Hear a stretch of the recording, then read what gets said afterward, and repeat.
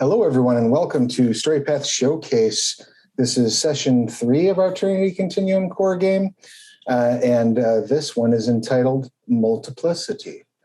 When last we met, the group had broken into the BGL facility, acquired some data from the servers before destroying them,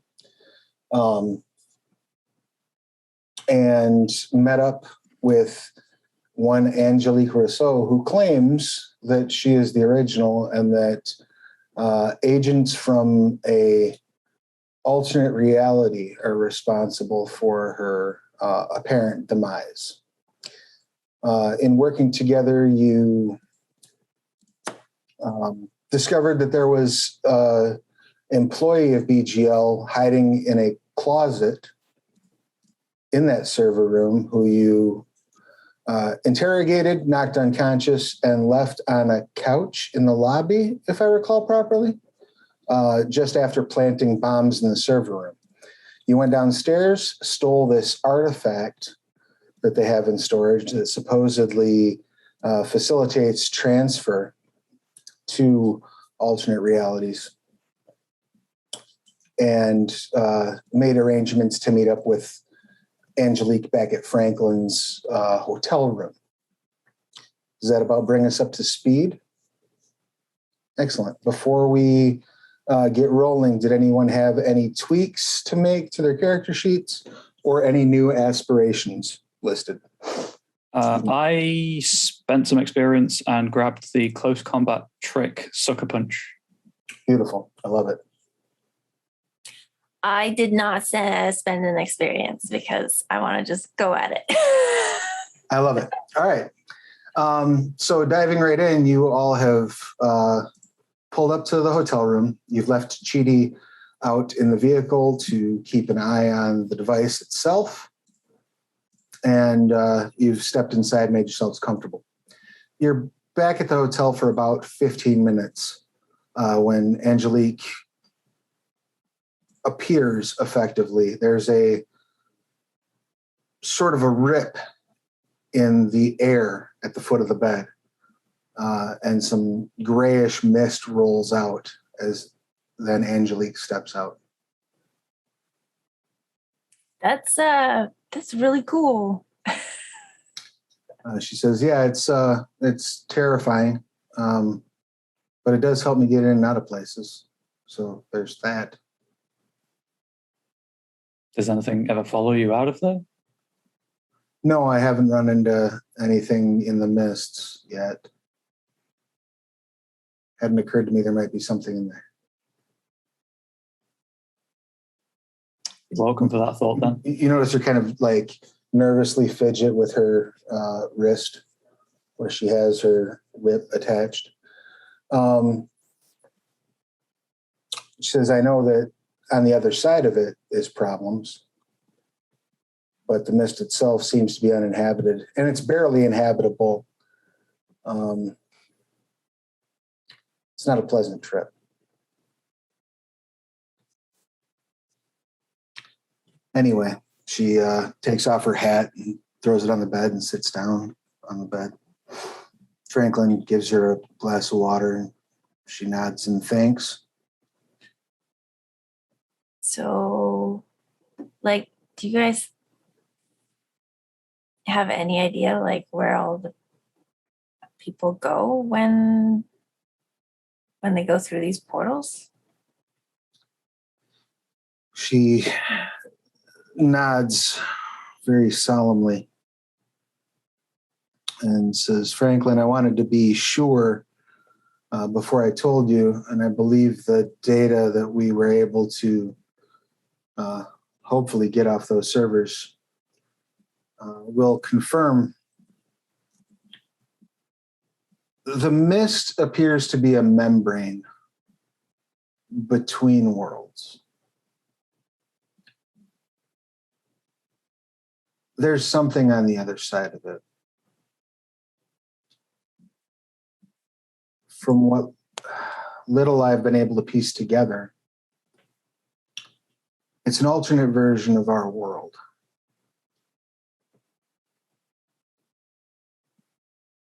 And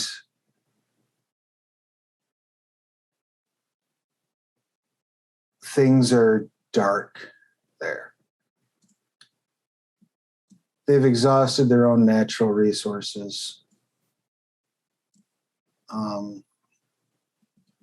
Grossly depopulated through abusive labor practices. And they've discovered how to spread. So it appears that they sustain themselves through invasion and assimilation of other bordering worlds.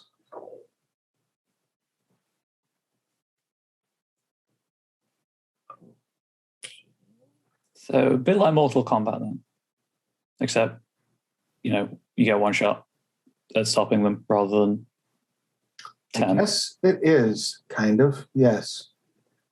Yeah, there's no tournament though, just an extremely militarized world that specializes in invading their parallels.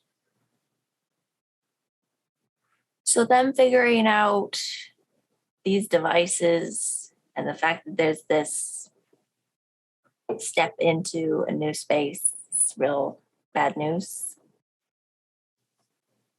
Here's the thing. Here's my theory, anyway. My theory is that we stumbled upon the mist with the Roanoke experiment, the Roanoke device. The device that led to your family going missing, Franklin. And I think when we stumbled upon this, we drew their attention. I could be wrong. I could be missing a step. Maybe they had agents here beforehand. I don't know. But all the research I've done, everything I was able to piece together, indicates to me that Weston Bishop was replaced after that incident.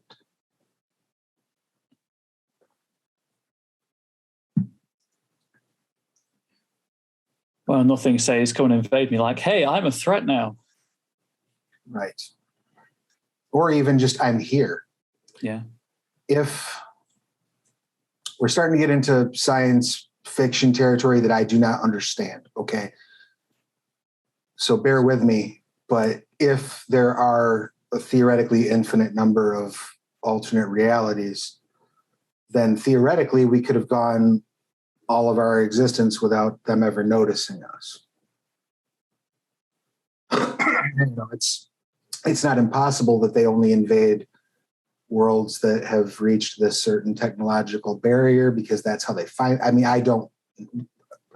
what I don't know about them, you could, fill the Library of Alexandria with. So just have a blank look at that reference. She says, so my hope is that we can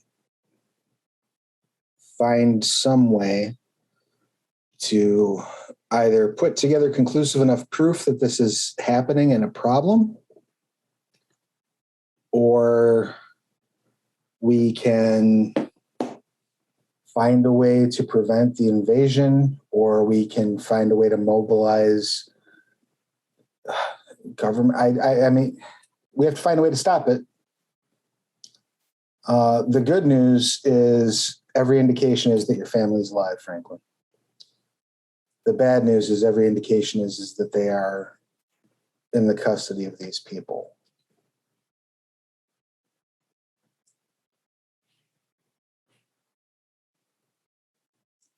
So they must have some kind of mass transit device that is hopefully reliable. Well, I think they might be building one. There's a facility that they just picked up in the mountains a few miles outside of town where they've been shipping an awful lot of strange equipment.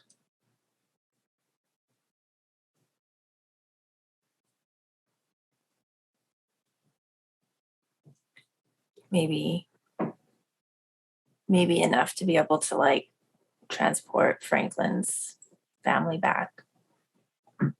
Quite possibly, but I think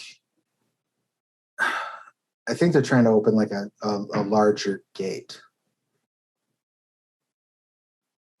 If this glove can open a gate big enough for me, what if they, can they build a gate big enough to drive 18-wheeler through, to drive tanks through, to fly planes through?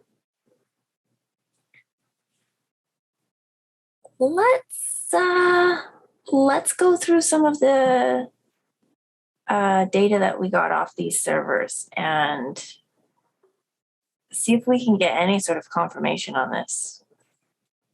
Good idea. Yeah, let's get to it. Franklin pulls out the servers, pulls out some cables that will allow them to connect to your laptop, and you may go to town. While Clara is doing this research, what would Ariadne like to be doing? Mostly just keeping watch, especially now there's the whole they could be anyone angle as infiltrators. And like, obviously, Ariadne is not, like she's not super smart. She's averagely intelligent, but she spent a lot of her adult life working on movies and kind of thinks of things in a tropey fashion. Sure. So she's really concerned that hooking these servers up will trigger some kind of black box signal to say, hey, I've got your tech. Here I am. Come and say hi. So I'm just going to be helping Chi to keep watch, make sure nothing happens outside or that interrupts this data draw. Wonderful. All right. Go ahead and, if you don't mind, Clara, give me I guess this would either be technology or enigmas at your preference. And then the attribute that you would like to rely on. Okay. I'm going to go with technology. And the attribute is going to be my intellect. Okay. That works for me. Excellent. So you start breaking it down. It looks like luck was in Franklin's favor because he one of the server boxes he grabbed, essentially useless. It's largely like accounting data. You can cross-reference it with some of the data in the second drive to figure out like who's paying for what, which is handy, but it's not, in and of itself, not particularly important. Right. However, the second drive he grabbed just happens to have what appears to be most, if not all, of the information, as if fortune had smiled and allowed him to just, by luck, grab the right drive. Or maybe he spent some inspiration. One never knows. Before I break that down for you, can I get just an integrity cunning roll from Ariadne, please? Oh boy, howdy. That'd be great. Excellent. 1. As you're sitting, have you gone outside of the room or are you watching from inside the room? As Chidi is outside, I'll be watching from inside, like keeping an eye on him to see if he sends any signals as well as the limited field of view. You do notice a couple, like it's a motel, so kind of it's like a U shape almost. And you can tell based on silhouettes, there's a couple that are engaged in a rather spirited argument in the motel room across the way. Other than that, everything seems to be fine. Okay. So getting into clues, you discover a few items. You, first of all, discover that there is a auction planned for the next day, which I believe you had some indication of earlier. Yep. And they were planning on listing this device that we have in our trunk. Correct. It also seems that the people that are on the guest list to that auction all seem to have been funneling some money already into BGL. Okay. And there are communications between at least one of them, a man by the name of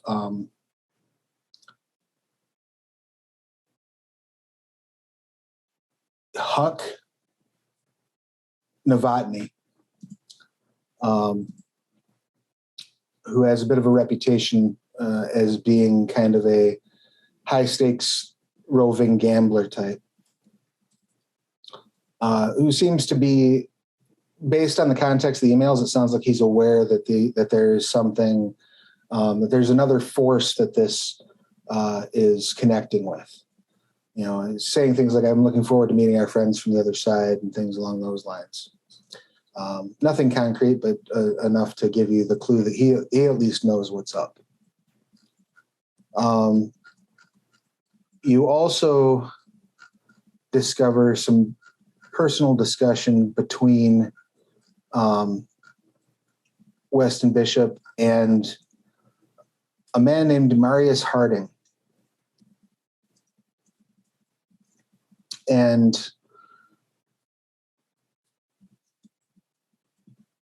this indicates that Harding actually arrived in this reality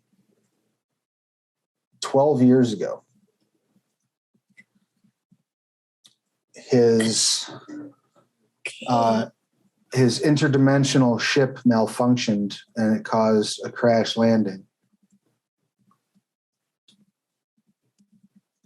He's been basically immediately took out his duplicate here and assumed their life,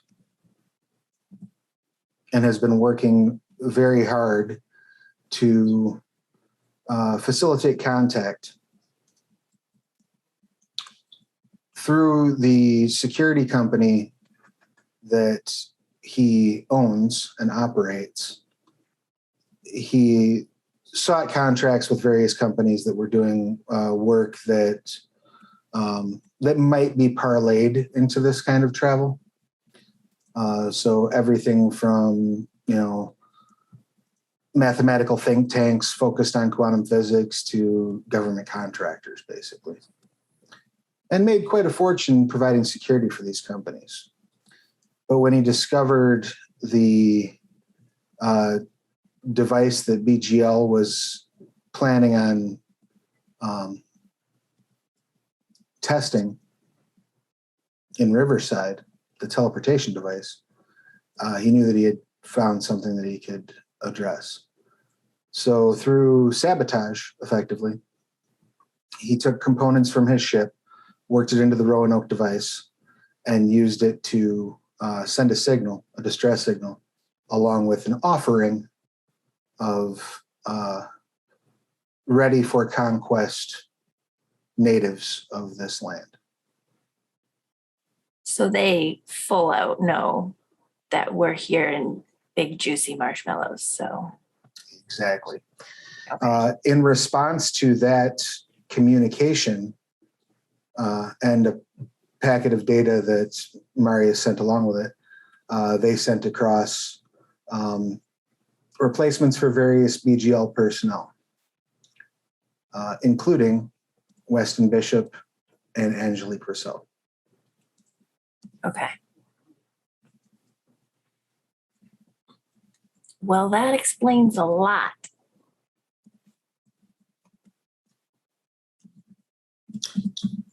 He has instructions to try to construct a what they refer to as a gateway. Okay. For a proper force to be sent across. Okay. I make a mental note of, those instructions, those diagrams, because I'll be on the lookout for it. There are definitely instructions, though it's probably a bit beyond, like some of the technology in here is a bit beyond your ability to grasp exactly how it works. It looks like there's a schematic for what amounts to, a giant ring that would act as a receiving gate. Okay. Looks like you could probably fit like a 747 through it. That's a big ring. Okay. Well, that's going to stick out like a sore thumb when we come across it. Provided it's assembled, yeah. Right. Okay. Well, And I'll do a really quick kind of cross check with the names that I see kind of showing up here on these servers, just to kind of garner a timeline of like, when do I see on people's kind of more personal side, when do I see a change in behavior, and does the timing kind of mesh up? I kind of want to know like how many people in this company are not this world people. It looks like you can sort of chart a total of 6 employees, including Weston Bishop. Okay. You can largely chart them by the increase in their communication with Weston Bishop, even if some of them don't have particularly, like, even if the context of that communication isn't particularly germane to, oh, we're going to be invading soon. The communication ramps up, and some of it are from departments that don't make a lot of sense. Like there's a sanitation worker who suddenly starts emailing Weston once a week. And as you chart it, you can sort of stagger them and see that they've been trickling in like biweekly, pretty much since monthly, pretty much since the original incident. Okay. And the latest to arrive was Angelique. Okay. All right. Well, I don't know that we're like equipped, the 3 of us. Sorry, Frank, I don't think we're going to I don't know that you're going to want to, come and invade a facility. He says if it's the only chance to get my family back, I sure do. Oh, okay. Well, then that would maybe be the 5 of us if you're on board, Angelique. I don't know that we're going to be able to, I don't know, are we going to like sabotage the facility and hope that it shuts this down, or we... She says, well, apparently these people want to have some level of access here, respectability here. Maybe they need materials here to bring more other. I don't pretend to understand how it works, but maybe this is too simple an answer. But I think if we just squish the bugs that are on this side, we won't have to worry about anybody else. Well, sure, because they won't be able to go, hey, we're here anymore. And if it's an infinite number of universes, then they'll just be screaming into the void trying to find this one again, hopefully, without that invitation. Then let's squish the bugs and collect up as many of these devices as have been created and this gate and put them somewhere where no one's going to do something foolish with it, with all of them. Franklin says, it's all well and good, but how do we get my family back? That is a good question. Do we... So like, this is in character to Clara and Angelique. Do we know what the thing in the car does? Could that help in any way? It's a trans-dimensional artifact. Actually, in going through those communications, you would know exactly what that is. That is the interdimensional drive from Marius's original ship. Okay.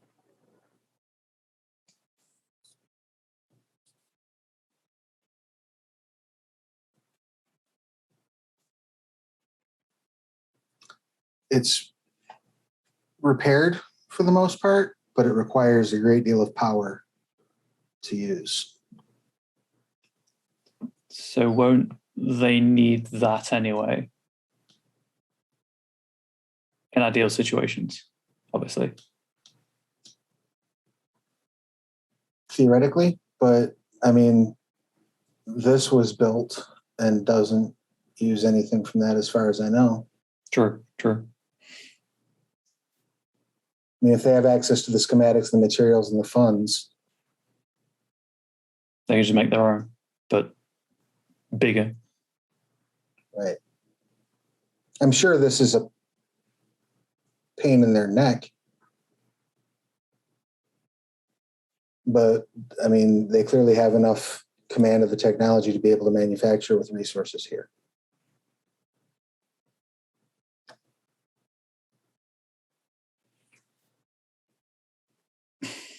I'm not a tech person. Would something like that still be fragile and delicate, like a smartphone circuit board? Because I can put really big holes in things. I mean, quite easily. If we can destroy the device, then yes, we can hobble them. If we destroy the device and eliminate those with the knowledge, I would assume we can stop them. But Frank makes an excellent point. No, of course. Yeah. We need to get his family and then destroy the thing. Well, I guess technically get the whole city, town, if possible. But yeah. How do we, if we're going to transport that many people over, does that mean that we need to make this gate functional? What did they use to get all of the town there in the first place? That was the Roanoke device, which is, as far as I can tell, up on the auction block at this auction.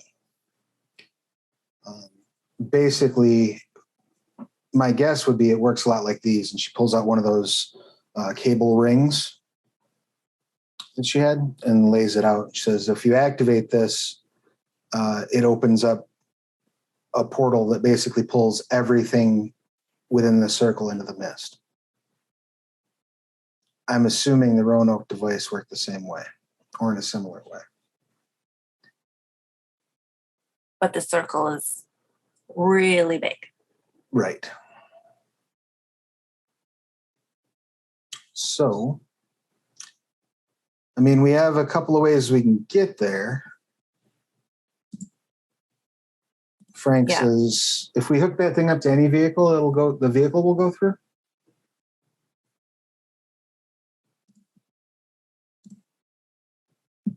Right?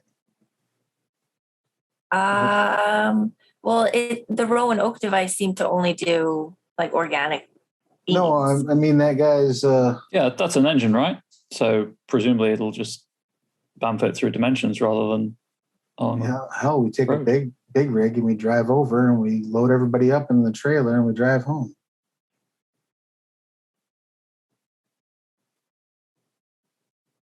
I don't drive, but I know somebody who's pretty good at it. Oh, I could drive anything.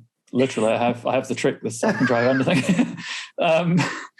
But I've seen Back to the Future. You need coordinates, right? There's electrical hookups on the interdimensional drive, whatever. But you need some interface, and I don't know. Maybe I don't know what I'm talking about here. It's not my wheelhouse.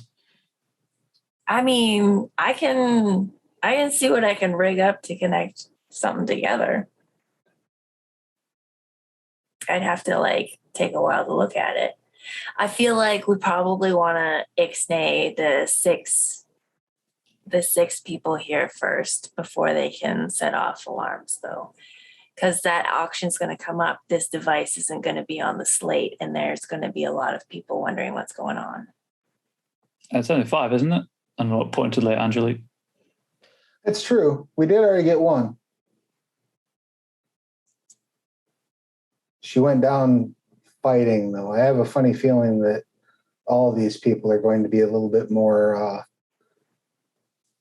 combat adept than their earthly counterparts. I can't believe I just said that out loud. I've said some lines too. Don't worry about it. Yeah, but I would assume that I think it's safe to assume that these people have combat training. They probably did not expect that when they were replacing Mr. Weston's secretary, that she also had a lifetime of combat training. Right. I would assume the others probably didn't fare so well because they didn't.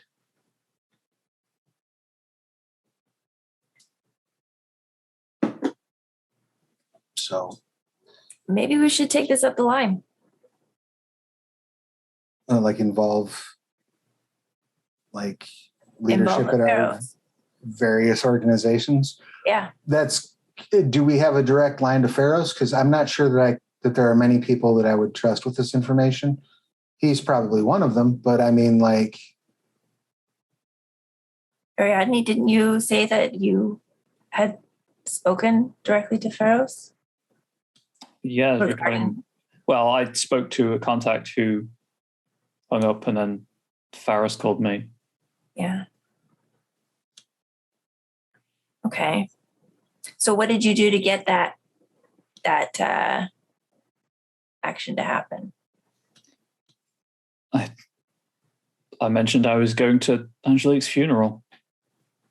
All right. Well, maybe call up the line and say that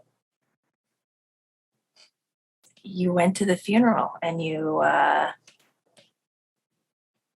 say something ambiguous about the funeral, and then there were uninvited guests crashing the party. There you go. See if something comes up. We get a call back. I'll go outside go into the bathroom, I guess, and make the call in relative privacy. All right. Was that just your path rating or a patron rating you were relying on? I don't have anything related to that. That was me just making a report. Oh, okay. Excellent. I think but you do have a dot in your Pharaoh's Lightkeeper's path, right? I would assume so. Yeah. So you can roll that one die, and then whatever trait you feel is most appropriate for this roll. Oh boy. I'd love to make a argument for internally. I'm freaking out about all of this because I'm just a driver, damn it. Go for composure. That's fine by me. Yeah. Keeping your cool while you're on the phone with this. So that's 2 for composure and then 2 successes. Excellent. You make the call. So the message is that there were uninvited guests at the funeral.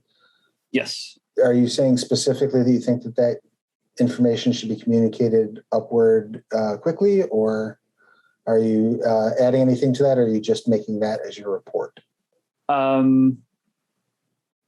That it would. Oh God! Don't think as Ryan or Ryan's other current characters.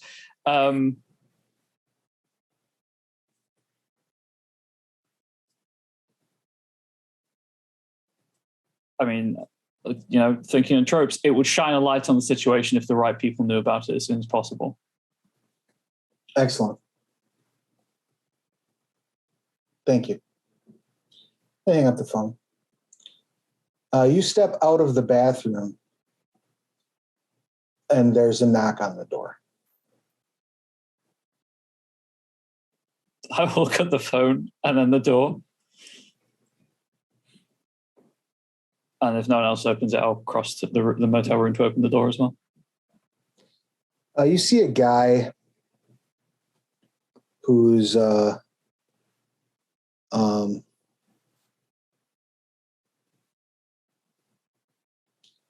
1 second, sorry. That's cool.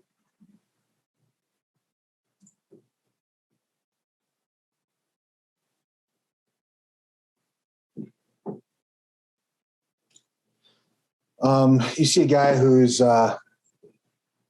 looks like he's probably in his 80s, maybe his 90s. Hunched over, walking with a cane, wearing like a, old-timey cap with the front buttoned down and like a tweed jacket with the leather elbows. And you see Chidi on the ground unconscious next to him. He says, "You'll have to forgive me. Your friend got a little excited when I came to the door. May I come in?" I'll open it wide enough that Angelique can see, and then just kind of fraction of a second wait for anyone to say no. Because I'm reasoning that she knows what the people that have been replaced look like. Angelique nods and gets up and walks over and says something to him in Swahili.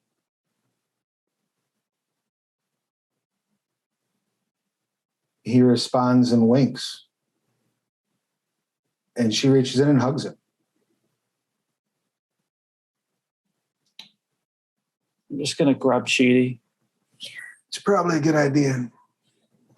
I don't think I was spotted coming in. You mind? He sits down. Oh, knees are killing me. Sets his cane down. My name is Whitley Stiles. I'm a old friend of your employer, and I have been sent here and told to arrive at this time, at this day.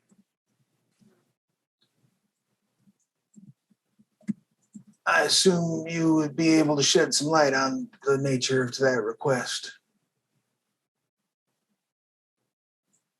I was looking at Angelique like, are we trusting this guy? She says, Whitley's good people. All right. Then I flip my laptop around so that I can, share the monitor and start going through all of the gobbledygook and spew it out and let him know what we're looking at. He chuckles. Terran Multiplicity. I haven't heard that name in a long time.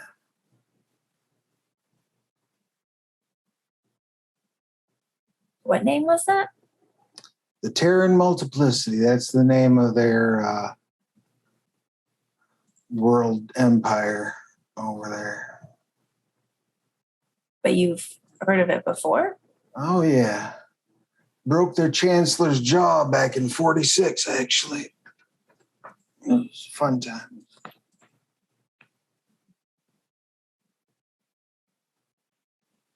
Did you know about these guys and BGL doing its thing? No. I've been enjoying a spot of semi-retirement the last few years, but, when old friends call. So,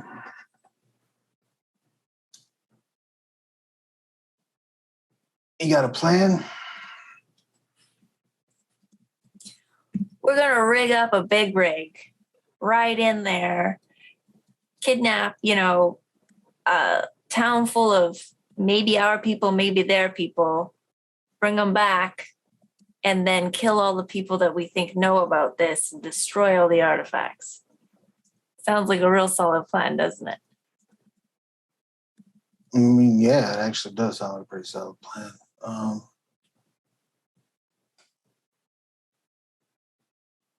Okay. I assume that's probably an awful lot for just a little bit of you, no offense, to tackle. Well, if it's not something to drive or punch, I'm really all out of my area of expertise. Yeah. And you did, and I glance at Chidi, you did also, our face is kind of asleep right now. Well, he startled me. A bit skittish in my twilight years. Remind me not to take you to a haunted house. All right. Well, listen, I tell you what. What's your priority? What side of this plan do you personally want to see through? I personally want to end the threat of these people coming through. I don't want to speak for Chidi, but I think he'd probably want to get Frank's family back. And with the whole saving the large group of people and being a big goddamn hero thing. All right. Well, you focus your attentions on taking out these agents. Do you have a full list? Well, I've got 6 names. That's the 6 names I can find. So, well, sorry, 5 names. One's already been dealt with. Angelique smiles. She says, I used that throw that you taught me, actually. Weather chuckles. Good. Glad it paid off. All right. Stick with this one. She's a good kid. I will assemble a team. You said you, sir? It was your family? He nods. All right, I'll put together a team. You're coming with us. We'll go get your family back.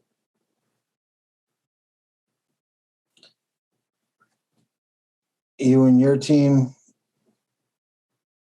take care of these lingering concerns.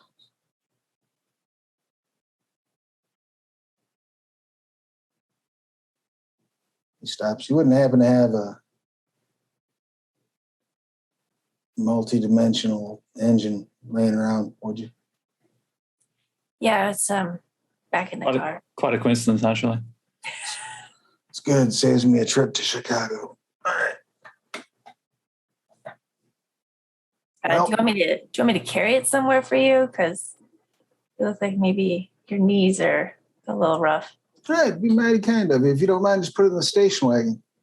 Okay. He's got like a Clark W. Griswold like paneling down the side station wagon. One owner from new. All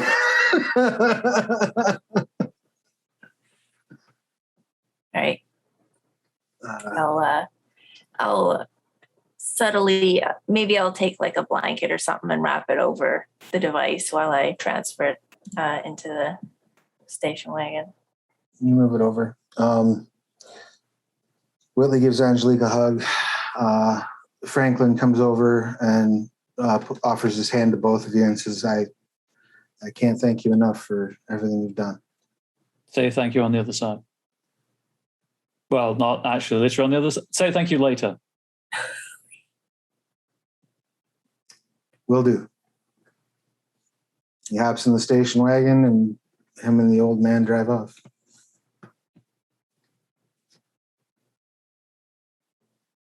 Angelique says, you've got some powerful friends. I don't know that they're really friends, but, we work for them. They, cover our asses when things get really crazy. It's not like you don't work for powerful people as well, just in a different way. It's true. I wasn't not expecting to run into him tonight. All right.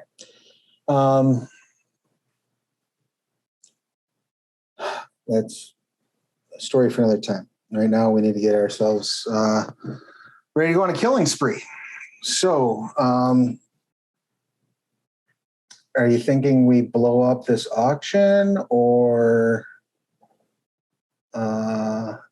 Do you want to be more surgical than that? I would prefer to not kill anyone we don't have to kill. Yeah, collateral damage isn't really a thing. Did I get the sense that they would all of these people would be going to the auction? They're all on the guest list. They're all on the guest list. Okay. Does Clara know how long the guest list is? There are actually only like 15 people that are invited. It does state in the invitation that each guest is expected to provide their own security. And it allows +2 on the RSVP for that purpose. Okay. So that's another potential 30 people. Yep. So probably in the neighborhood of a total of 45 to 50 attendees, including servants and stuff like that. Do you want to set up a valet at the door? Sure. So I can do that. I'll need to do a little bit of fancy footwork with a disguise kit, but nothing I haven't done before. Do you have any pictures of the people whose faces I'm about to be punching in? Each of them would be on the records, on the hard drive. I'll take a look at them then, just so I know who, not to leave alone. Do a valet at the door. We can put some Ipecac syrup in the catering. When they are in the bathrooms, we can take them out, separated from their security. I mean, So your plan is to take the Stand By Me pie eating contest approach. So she nods and says, I can get behind it. I mean, we want to separate them from their security. We want to not try and kill everybody. I mean, don't get me wrong. I'll bring enough explosives so that,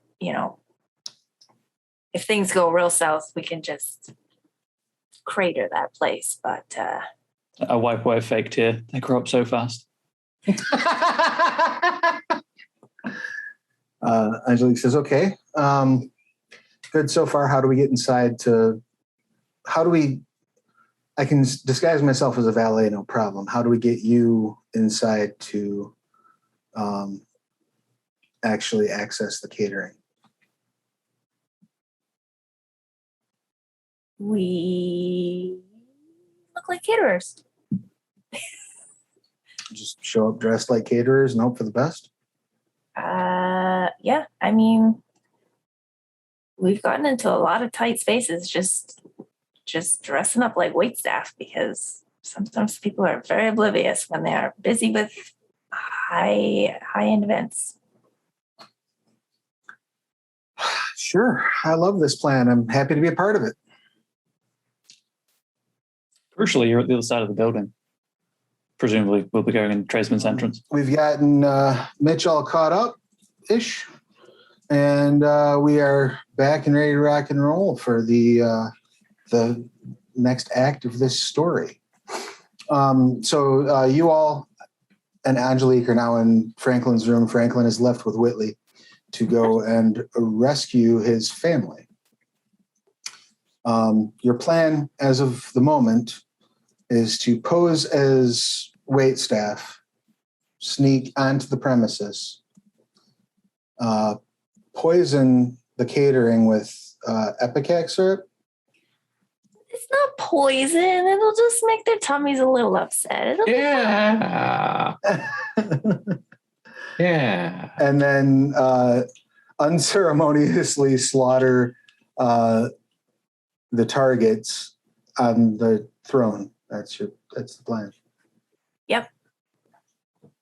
I mean, if you're gonna go, you might as well go on the throne. That's fair. Oh, and we'll also make sure that there is copious amounts of explosive planted around, just in case. Okay. Mm-hmm.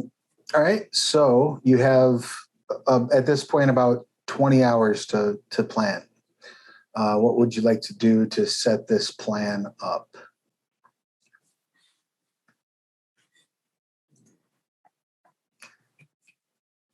Any preparatory actions apart from just the acquisition of explosives and ipecac syrup? We might need a getaway vehicle in case, the security don't take kindly to us murdering their employers. Should I find another vehicle?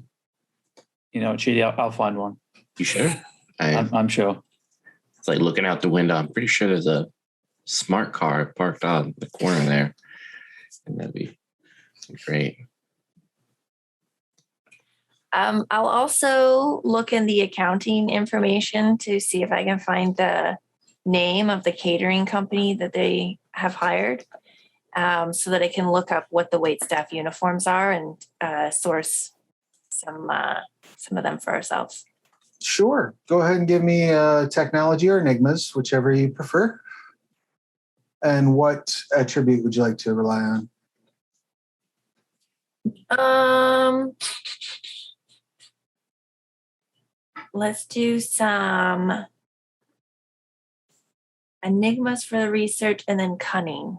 Okay. So I'm trying to think of sneaky ways to do this. All right. You find the name of the catering company. A brief Google search gives you an idea of their uniform. It's nothing special. White shirt, black pants. Easy enough to acquire. All right. It's a good thing we didn't come with like white jackets with tails. Right. Put a hex on the whole thing.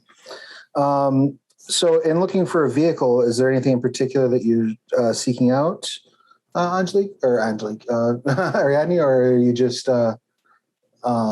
stealing the first fast thing that you walk past? Guess which one it is. All right. You're going to try to boost a car. Yep. Why don't you go ahead and give me a piloting roll, and what would you like to pair that off with? I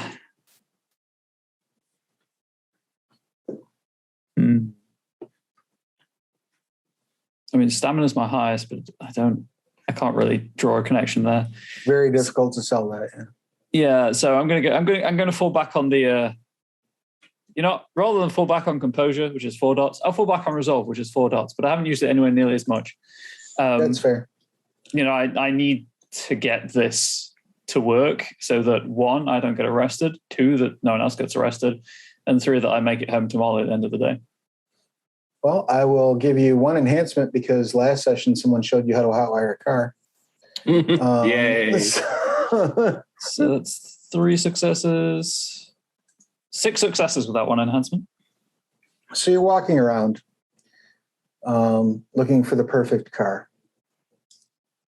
And you see a pretty fast sports car, like a 2000s.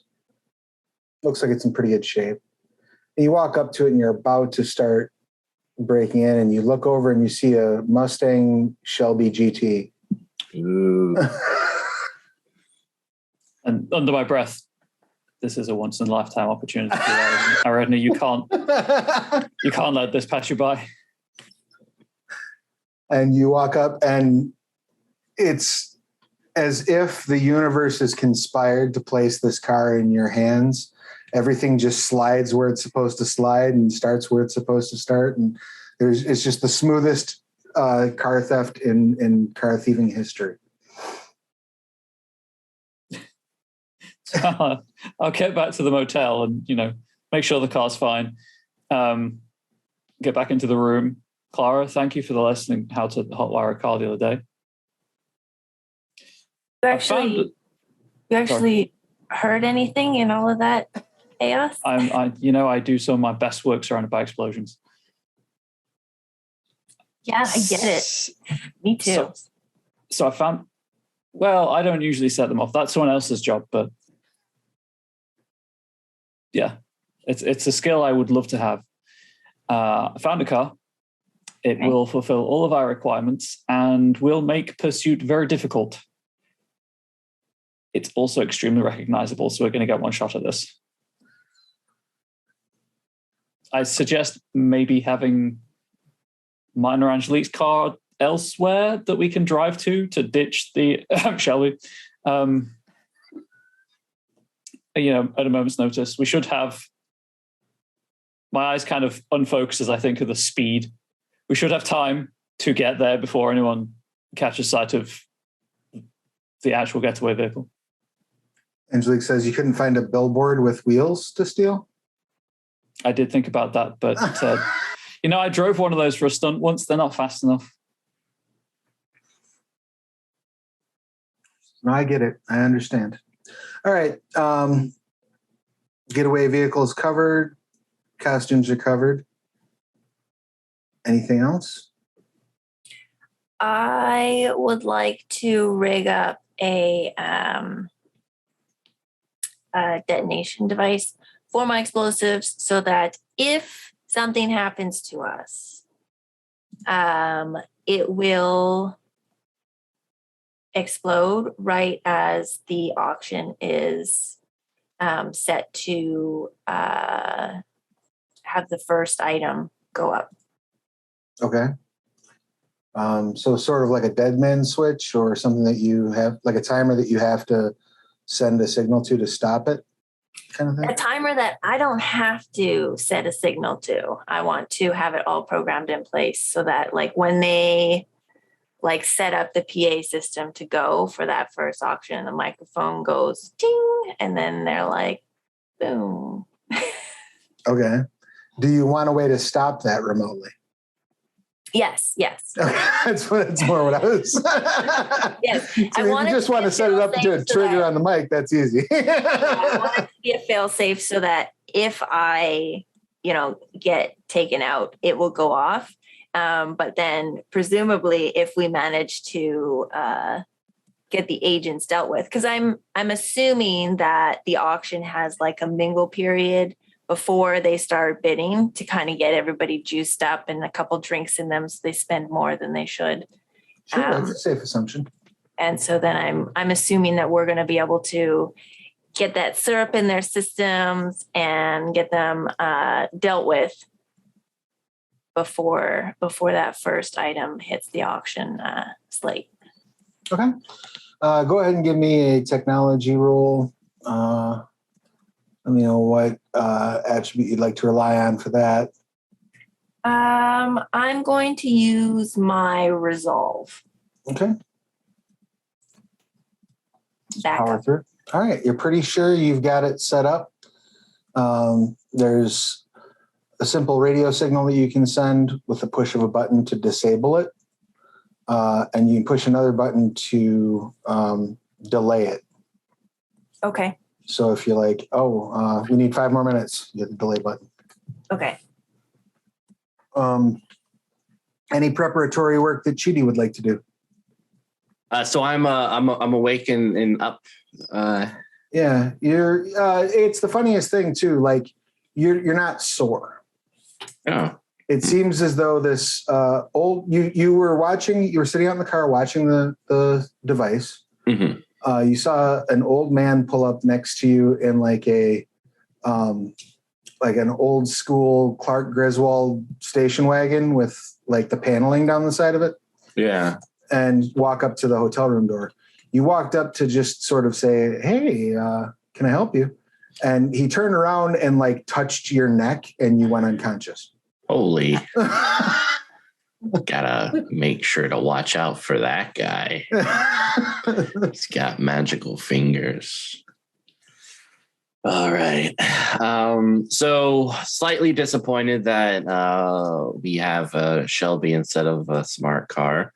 I think Chidi is just kind of shadow hugging in preparation for this journey. Excellent.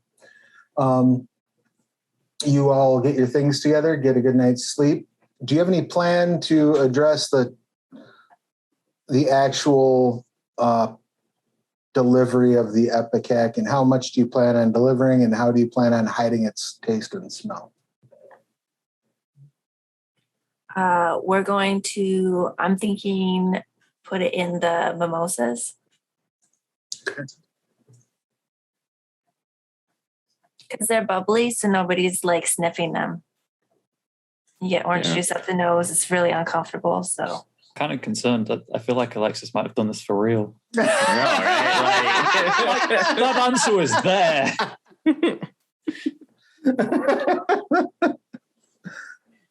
Okay. Beautiful. So you all get a good night's sleep. The next morning rolls around. You head out and start acquiring the various items that you need, getting everything together. The catering is due to arrive at, we'll say, 4 p.m. So are you going to wait till closer to the actual event, or are you going to try to sneak in and get the stuff mixed in during their early prep? yeah.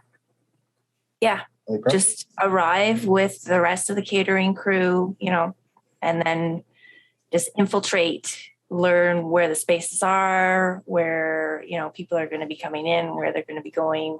Are all three of you going on this journey, or is it just going to be Clara? I mean, I can go with her or what do you guys? Because Angelique is going to be doing valet, so she's going to let us know when people are arriving and who's arriving when. Mm-hmm.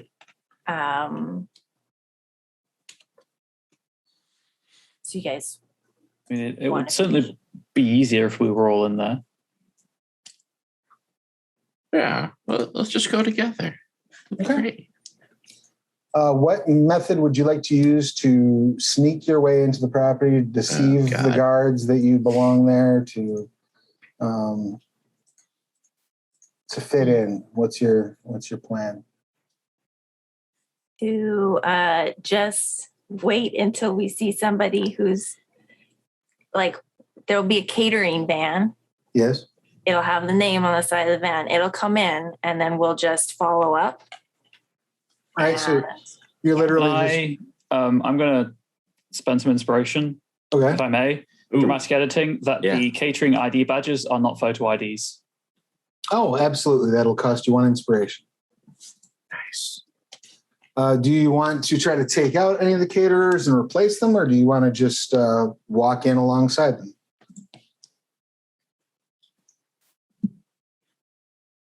Maybe just walk in alongside? Yeah. All right. Let's do, what do we want to do here for that?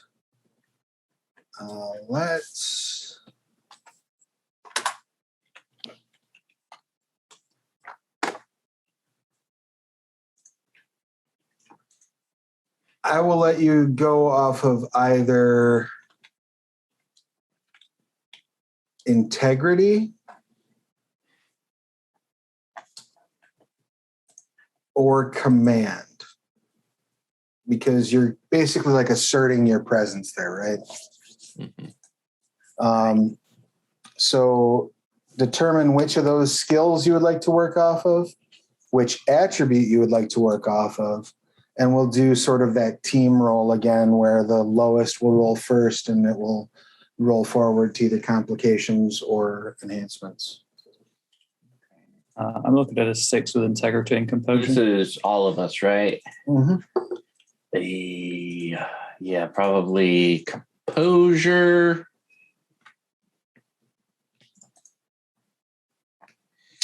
I think we just need to know how many dots. Yeah. I'm running 5 dots with integrity composure. Oh, sorry. Yeah, I have 8 dots for composure integrity. All right, so it goes Clara, Ariadne, and then to Chidi. All right. Let's see what those rolls do for us. I'm great at plans, but execution. Let's see how this goes. Yeah, that's about right. All right, so that Do you want to spend any momentum, I guess, before? Travis allows working it. as a pool, right? So you can reroll that one. You are, but you also botched, so it's going to be 2 complication on the next roll. Oh, That would be bad. Okay. Yeah. Can I use momentum? You may use a momentum to reroll a die as long as the rest of the group is okay with that. You can use up to half the pool in momentum. Don't we get something for that? If she does not succeed on this roll, you will gain 2 momentum because she botched. You guys game for me to not botch this right before we get in here?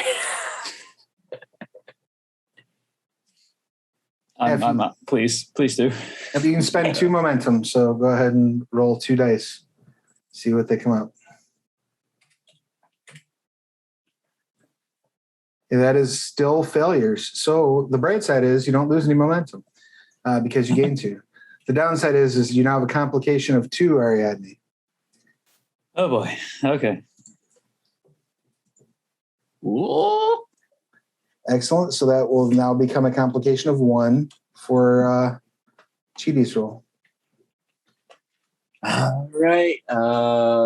Okay, so bam and bam. Beautiful. What witchcraft is this?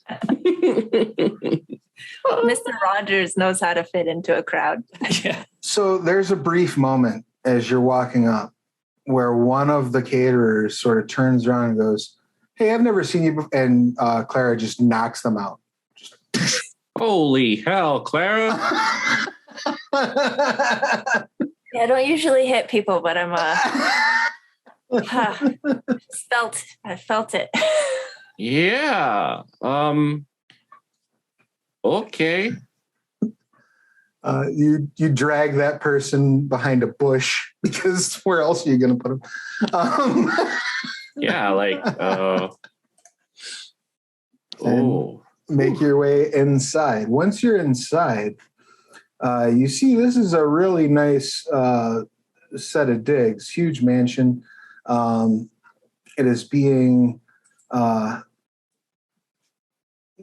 first thing that strikes you is that already there are several security personnel, 6 of them by your count, armed with like assault rifles and riot gear, kind of walking the perimeter, checking the place out.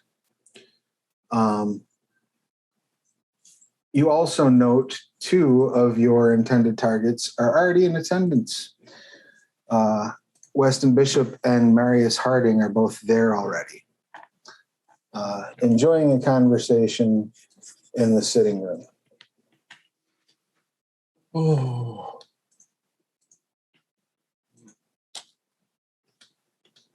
In case it becomes relevant, I do 100% take that poor unfortunate employee's ID back. Very good. No, that's fair. Very good. You head into the kitchen and find the various mixes that will go into the mimosas. Like the syrup. All right, you pour the syrup in. Give me science or medicine, I guess, and whatever attribute you feel is appropriate, because you want to make sure you get this right. You want to make sure you're not doing it to the point where it's going to reek beyond the alcohol. Okay. But also sufficient enough to be effective. All right. Then I will use my science and intellect to use my chemistry skills to exactly equate the solutions concentration so that it's just right, and nobody will realize that there's like a thickness in the liquid, and it melts in just right. You're fairly certain you've dosed this relatively effectively. They really hope they go for the mimosas now. Yeah. This is cool. Or a little Tabasco and all the rest of the alcohol. Well, they'll go for the mimosas. I love it. So anything that you're doing between that incident and the startup of the actual party? Yeah, I have some devices. Got some devices to plant. Yeah, but I don't have to be the one to plant them. Like we can like. Are we spreading out? Spread this out, yeah. All right. So you're each going to plant some devices then? Mm-hmm. I was going to say I'm going to go and remove the locks from the bathrooms because there's no point them going there if we can't get into them. That's a good point. Do you want to go ahead and just give me a larceny roll and then whatever you feel is the appropriate tribute? As far as planting the explosives go, do any of you have any specific edges or traits that apply to demolitions? Otherwise, it's just going to be like a straight, probably, I would assume, technology roll. I have 2 dots in demolitions training. Oh, beautiful. Okay. Let me just look that up real quick.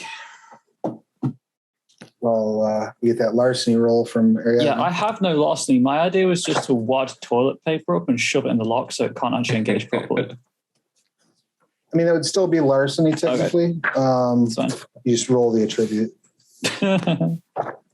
Of 0.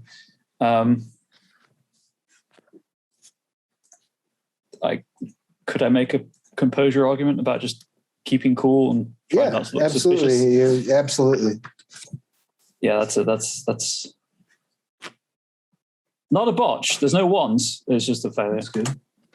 Yeah, you're just not the toilet paper is just not working. You think it's probably the designs on these locks just aren't. There's a lot of it's almost like industrial bathrooms in there. So there's like the slide locks, and you just gumming it up with toilet paper is not going to cut it. But you are free to try to come up with some other idea or means of addressing it. Are the screws easily accessible? The screws are absolutely accessible. That will be relatively obvious, though, unless you just loosen them. You know what I mean? It was just going to be loosen them. And then, hopefully kicking or punching or pushing the door. Otherwise, we'll just not pull them out. You said you have 2 dots, correct? Yeah. All right. So it'll be technology and your appropriate attribute to place the bombs. Okay. And you can choose to use maximize detonation if you wish, which will either increase the radius of the attack by 1 range band, increase the enhancement provided by the explosive by 1, or decrease the armor rating of any stationary object the bomb is designed to blow up by 2.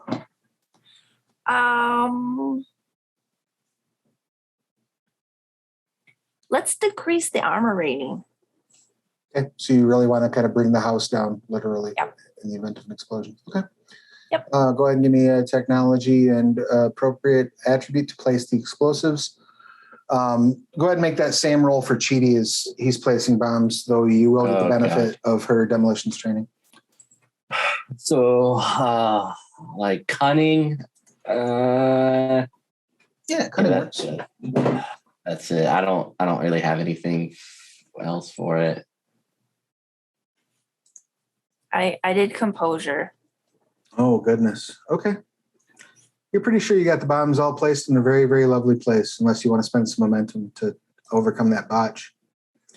You also gain 2 momentum. I'm going to double check these explosives. You can, as I said, you can spend 2 momentum to reroll 2 dice and hope for the best. Yeah. Because I want to make sure that this doesn't become an issue. It's not great at all. You gain 2 momentum. Yep. Chidi, you're across the way, putting some bombs under the actual like tables where they're going to be having their meal, making it look like you're laying out silverware. Yeah, just, 2 soup spoons, etc., etc. You see one of the guards go over and whisper something in Marius Harding's ear. And Marius and his collection of guards go wandering off. Where is Ariadne while the bombs are being placed? You're in the bathroom, right? Yes, yeah. Okay. You come walking out of the bathroom as you see Marius Harding and 3 security agents sort of beelining their way to the kitchen. I will unobtrusively follow them, trying to blend in as catering staff. And are you following as well, Chidi? Or are you continuing with your bomb placement? How far into the bomb placement is this? You've got half of the bombs laid, probably. I'll follow just in case. The 2 of you are pretty much on their heels as they enter the kitchen and immediately point their guns at Clara. Whoa, whoa, whoa, whoa. Well, that's not a nice thing to do in someone's neighborhood. Do you say that out loud? Mm-hmm. Marius stops and kind of looks over and says, "Oh, I recognize both of you." From?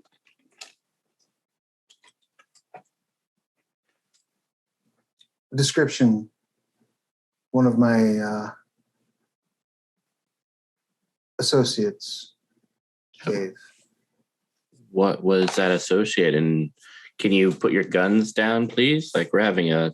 Her name's Nancy, and no, I don't think we can put these guns down. Can't or won't?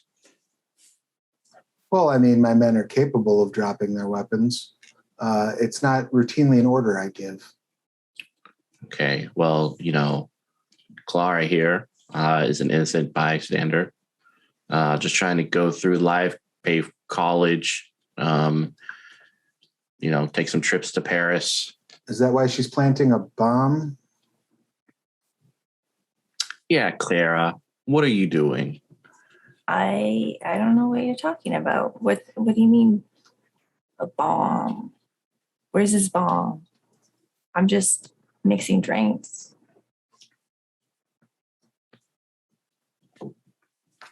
He holds his hand out. Excuse me, do you mind if I just stop other people coming into the kitchen? I feel like this is a private affair. Please do. He holds his hand out to one of his security guards, and the security guard hands him the rifle. Just unlock the door if I can. So there's something you should know about me.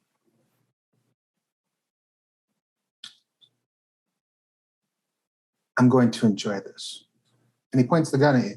Go ahead and roll initiative.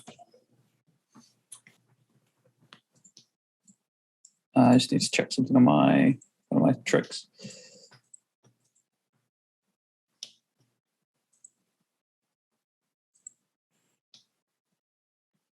All of us are just Ariadne? Everybody who's present. Am I in close range of an opponent? Yes. You're in close range of one of the guards. Okay, so I'm not, because I've, never really done this before. I may spend momentum to add my close combat to my initiative tick rating if I'm in close range of an opponent. Does that mean like for the entire combat or just my actual? That's for that. So that adds to the initial initiative tick, and then it calculates normally. Would anyone object if I spent momentum to up my initiative? Go ahead. By 3? Absolutely.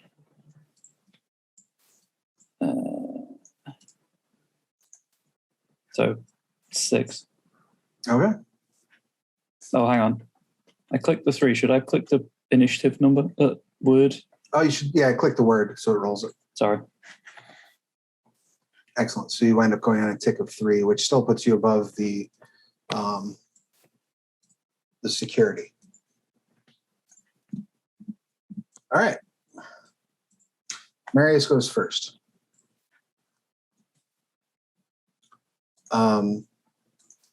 He is going to fire at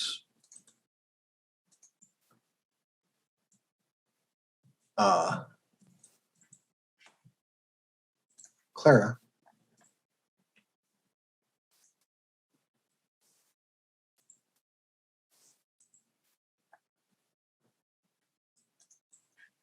What would you like to do for defense, Clara? You want to duck and use full defense this round, or do you want I wanna get my head out of that spot. All right. So go ahead and roll whichever resilience attribute you would like to rely on twice. I could see arguments for any of the three. Yeah, I'm gonna use my resolve. All right. Yep, I can get through this. All right, and then roll again. Excellent. So that's 4 successes, which is exactly what you needed. So you drop as soon as he unloads, and he starts peppering the area you're in with gunfire. That will bring us now to we have 3 ticks of player initiative. So who is going to go first among you? I would assume Chidi got the highest die roll, but do you want to relent to Ariadne go first, or do you have an action? I'll go. So I think Chidi is just going to dogpile these gun people with comfort and hugs. All right, so you're going to try to do some grappling. Mm-hmm. So might in close combat? Yes.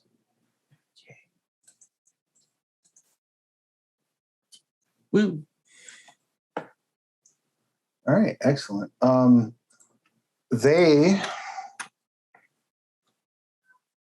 you're trying to grab how many of them? There are 3 in total. 2 of them. All right. One of them wiggles out of the way. The other one you are able to get a hand on. And I absolutely rolled the wrong dice pool for our good friend here, but that's okay. They will take the lower dice pool for that roll. Good. I just need to fix it. So you have a hold of one of the guards. That will bring us to Ariadne. I would like to take the complicate action. Okay. I'm going to interpose myself directly between Clara and Marius Harding. And I'm not trying to hit him. I'm just throwing feints and jabs to keep him off balance while Clara gets to what I assume is a much preferable distance for her. Wonderful. So close combat and then your appropriate attribute. I'm hoping stamina. Yeah, that works. So right. 2. So you'll add a complication of 2 to his next attempt to attack her, or anyone for that matter. The guard that you are currently wrestling with, Chidi, is going to try and wrestle his way loose. Does Clara not go? You said we had 3 player initiative ticks. Clara dodged. Oh, yes, of course. Yep. Sorry. No worries. So they're going to try to wrestle loose. And that's enough to break your grip. So they pop out of your grip. That's their whole turn, though. But one of the one who still has a gun is going to shoot at you.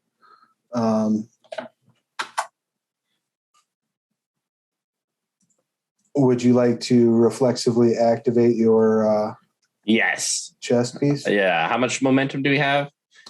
You have 3 right now. Okay, then yeah, I'll activate the chest piece if that's okay, using a momentum.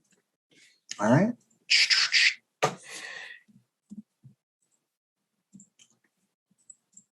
That's 4 plus a +2 from the enhancement of the weapon. So that is 6 to hit you. You can roll your straight resilience attribute by itself, and then it comes down to your armor, basically. So I would assume stamina, but ooh. Oh my God. All right. What's your soft armor when that's active?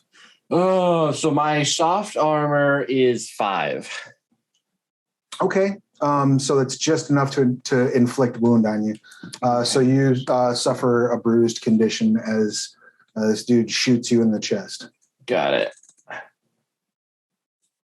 The third one draws a knife and dives in and tries to take a swipe at Ariadne.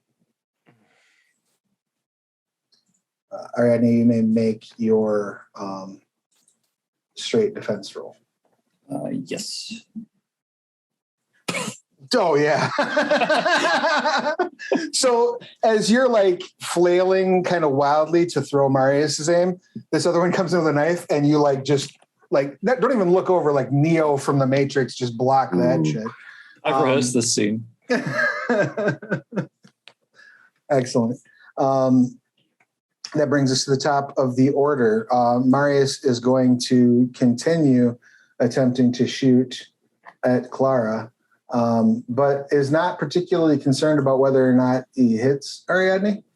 That's fine. One of my short-term aspirations is take a blow for a friend. He's going to divide successes on this and just split the primary pool, which I had forgotten what it was, and I apologize. That's cool. Both for that and for what this roll is going to do.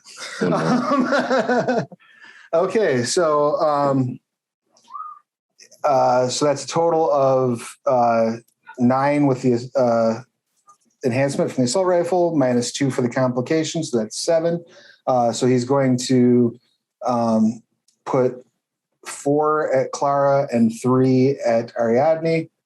You may both defend normally, or if you want to take full defense actions for this turn, you may do so. I'm just going to roll stamina again. All right. I'm gonna use my resolve. All right, and you're going to do straight just one resolve, or are you going to do a full defense? I will do full defense. All right. I'm not much of a fighty person, so that means I can do it twice, right? Roll it twice. Yep. Okay. So you are hit with 2 successes, Clara. He uses 1 to inflict the bruised condition on you. I have my jacket armor on. Excellent. What's the soft armor on your jacket? 2. Excellent. So he just is able to inflict the bruised condition on you because it's 2 successes to do that. So you suffer 1 bruised condition. He doesn't get to do any other conditions to you. Ariadne, that's 0 successes on your roll, but not a botch. So he's going to. What's your soft armor currently? If I'm allowed to be wearing my leather jacket under the catering outfit, it is soft armor 3. Yeah, I have no objection to it. So it's 3. Right. So you take 1 bruised condition, and I guess you'll just waste the other success because there's not a 1 success stunt I can think of off the top of my head. Okay. So he lets go with another round of shots. That brings us then to Chidi. What you got? Sorry, where does the bruise condition apply? Because obviously it could be an armor like ribs. It's probably middle mass. Cool. Bruised rib. All right. So using composure in close combat, he's just gonna breathe out with a nice, calm visage and headbutt the one closest to him. Excellent. You reach up and crack dude in his face. Would you like to inflict an injury condition with that hit? Yes. Hurrah! All right. You pop him in his face. Some blood spatters, but he's still up. Clara, you're basically just rolling across the floor, getting behind stuff. Like, we'll say you've rolled behind the large fridge at this point, so you do have cover. Okay. And that will lead us to Ariadne. What you got? Sorry, I was just checking something. Dang it. I can't do what I wanted to do. Stop minimizing the virtual tabletop. What I've got is a complete disregard for my own safety. I don't mind getting shot a couple more times in the ribs. I'm just going to swing at Marius as hard as I possibly can with an unarmed strike. Wonderful. Because I don't currently have a weapon. So that's 6 total successes with enhancement, I believe. Nice. So you crack homie in the face, and that is sufficient to buy a critical and leave you enough to stun him if you want to. Oh, most definitely, yes. All right. You punch him in the face, and you feel, as your fist connects with his nose, like bone fragments, like dig into your knuckle. like it was a good, solid, straight up hit. Even I'm not sure if the yell is one of success or just pain. That's fair. Ariadne's action is complete. That leaves our security guards. So the one who is still sort of the one you headbutted is going to try to knife you. And the one who's next to him, who still has a gun, is going to try to shoot you. And they're both teaming up on Chidi because that's how these guys roll. All right, let's do this. The attempt to knife you will be looking at 4 successes.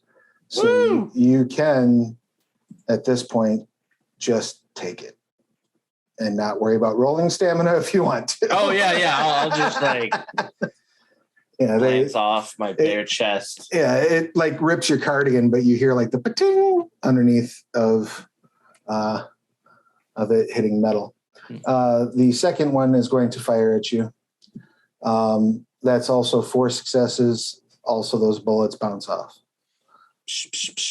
The one who is trying to knife Ariadne is going to continue trying to knife Ariadne in the back. That's fair. Go ahead and make your reflexive defense roll. All right.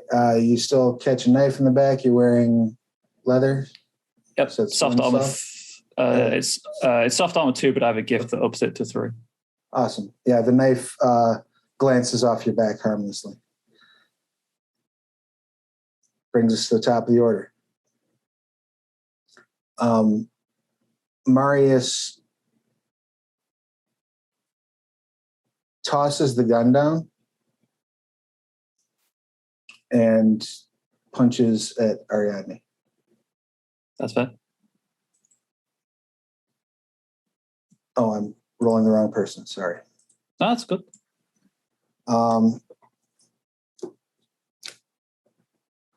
I just need to check something out real quick, Hal. Would you like to make a defensive roll? It is a new turn, so you can go full defense if you want to. No, just keep using basic stamina. That's 2 successes. All right. So he got you with a surplus of 3. And he is using forceful martial arts.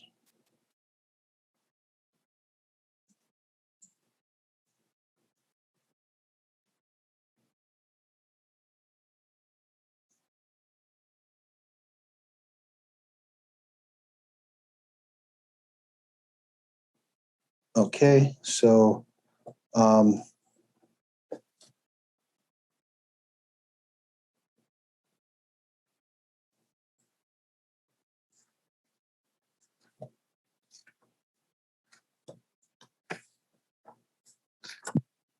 just checking to see the cost on the weighted tag,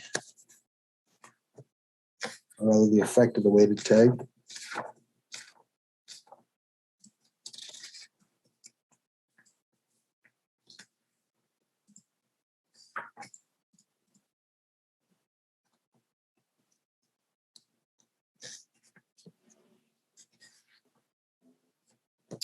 Reduces number of successes needed to knock down, trip, and shove stunts by 2. Okay. Control F came to save the day. So he's going to knock you down. Okay. He's going to inflict damage. Right? Yes, maybe. Soft armor 3. Yep, and he's got he got 5 successes, so that was enough to. Oh, so all he can do is inflict damage or knock you down. So he will inflict damage. Okay. And eat the whole successes. So he does not knock you down. But yeah, you take 1 to the face. So if you had hard armor, by the way, if any of you have hard armor, make sure you take that out first. I do. I'll set that to 0 for now then. Yep. So yeah, he cracks you in the face, and it feels like he's got bricks on the ends of his wrists. And he also is using defensive combat, so punching him now has a +2 complication. That's it. Because he's all forceful and martial artsy. All right. That brings us to Chidi. Another headbutt. All right. If it ain't broke. Don't fix it. Wah. Oh. All right. Well, it's not a botch, so you have that going for you. But it is insufficient to hit the difficulty. So you come in and go to headbutt, and he sort of moves to the side, and he's going to come up and... My hair is just flopping everywhere. It's throwing off my game. Bring that knife into your side. Once again, not switching characters. Let's do this the right way. Thank you. It bounces off your armor. Absolutely. Yes. The second guard is going to try to fire at you again. That's a little better. So that's 4. Your soft armor's 5. Yeah. All right. Still not enough to pierce. There's bullets ricocheting around at this point. It's not great for anyone. The third is still going to try to knife Ariadne in the back. Do I get to go? Oh, yes, you absolutely do. I'm sorry. Okay. Because Marius is going after Ariadne, so I'm going to take advantage of that fact. And I'm ducked kind of behind the fridge. I want to kind of pop up with my pistol, steady on a stack of crockery, and take a shot at Marius. Excellent. Go ahead and make your, it would be aim plus whatever attribute you're relying on. Aim, and I'm going to use composure for a nice steady shot. Okay. And then I'm going to use my sniper to reduce complications due to environmental factors. And subtract 1 from all difficulty increases. Oh, excellent. All right. So yeah, you, I do believe will absolutely hit him. Just let me double check one thing here.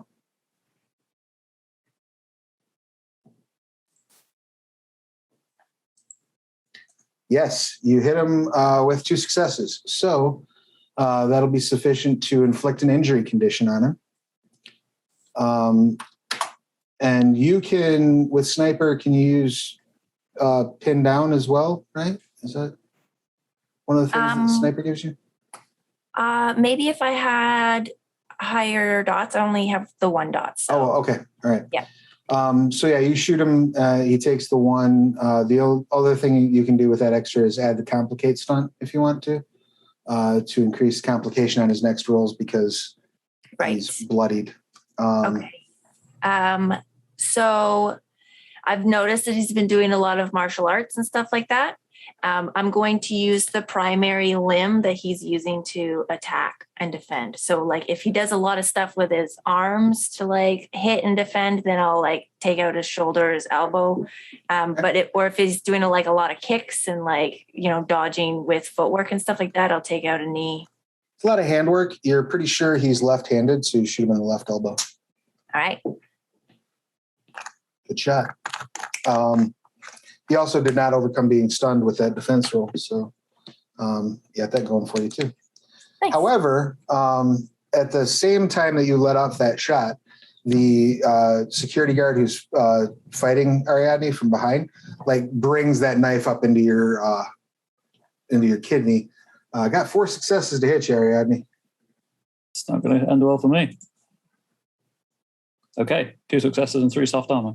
All right, excellent. The knife, the knife is a +1 enhancement. So we're looking at what? 5 to 4? It's enough to get you with 1 injury condition, right? Yes. All right. Yes, you take a bruise. That one's in the kidney.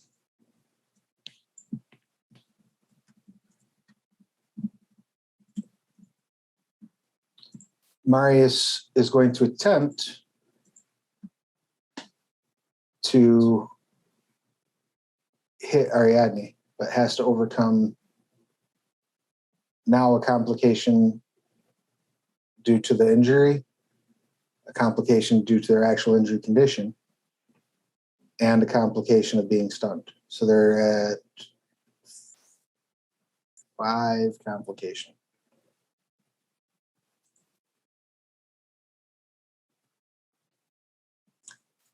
The good news for them is they're no longer stunned.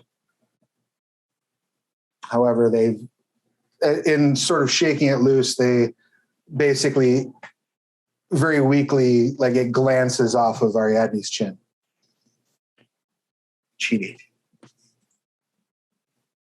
I mean, yeah, it's not broke. Wow.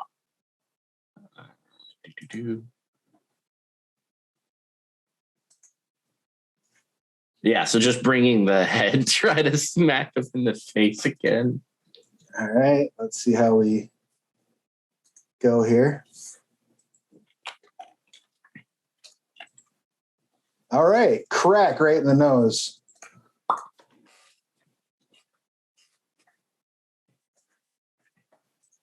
He spits out a couple of teeth and some blood. He's swaying a little bit. Uh-oh. But he is still up. Oh. He's going to try to stab you again. That makes sense.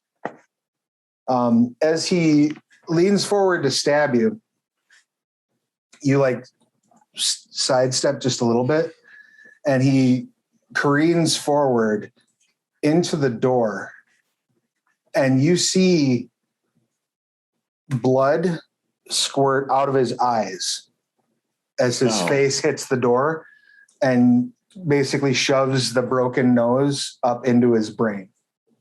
Oh, are you okay, sir? As that happens, Oh no, his buddy is going to try to shoot you in the back. that makes sense. He shouts, "Steve!" I didn't do that. I just. Oh dear. He shoots you in the back as bullets ricochet off your back.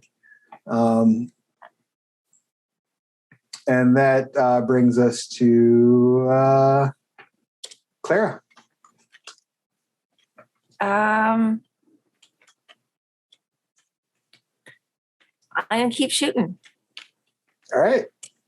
Take another calm and controlled deep breath and let it out and blammo. All right. And let's get that composure. Is that what you're? Yeah. Excellent. You fire.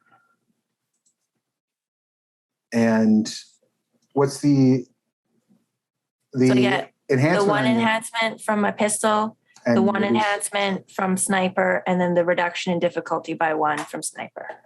Yep. So that's enough to deal him another injury condition. He stumbles again.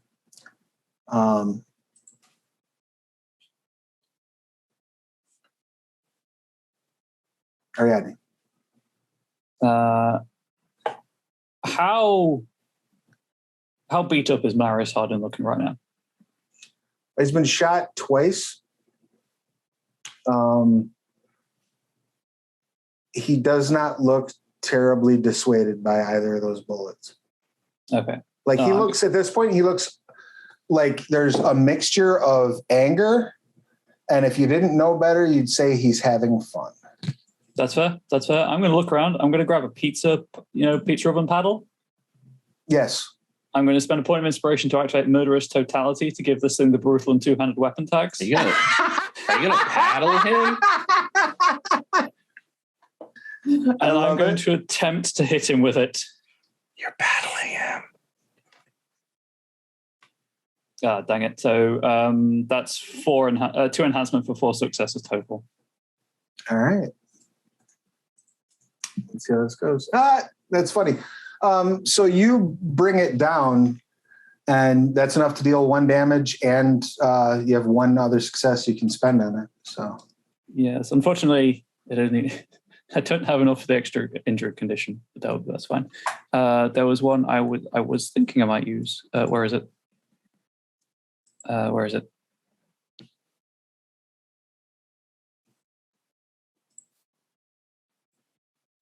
Faint. That was it. For Clara. okay, so that'll add a +1 complication to any attack he makes.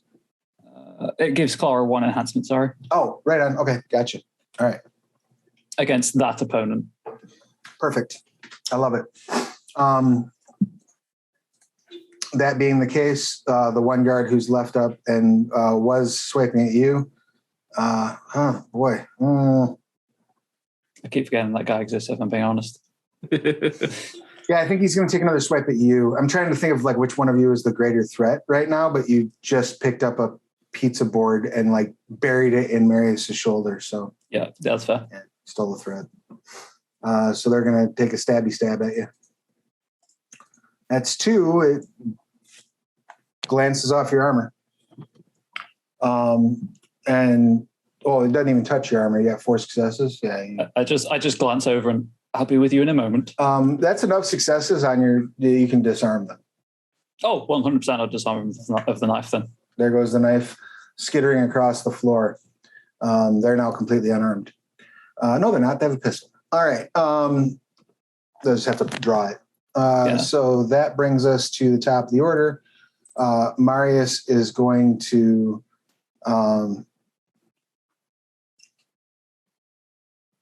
recognizing that he is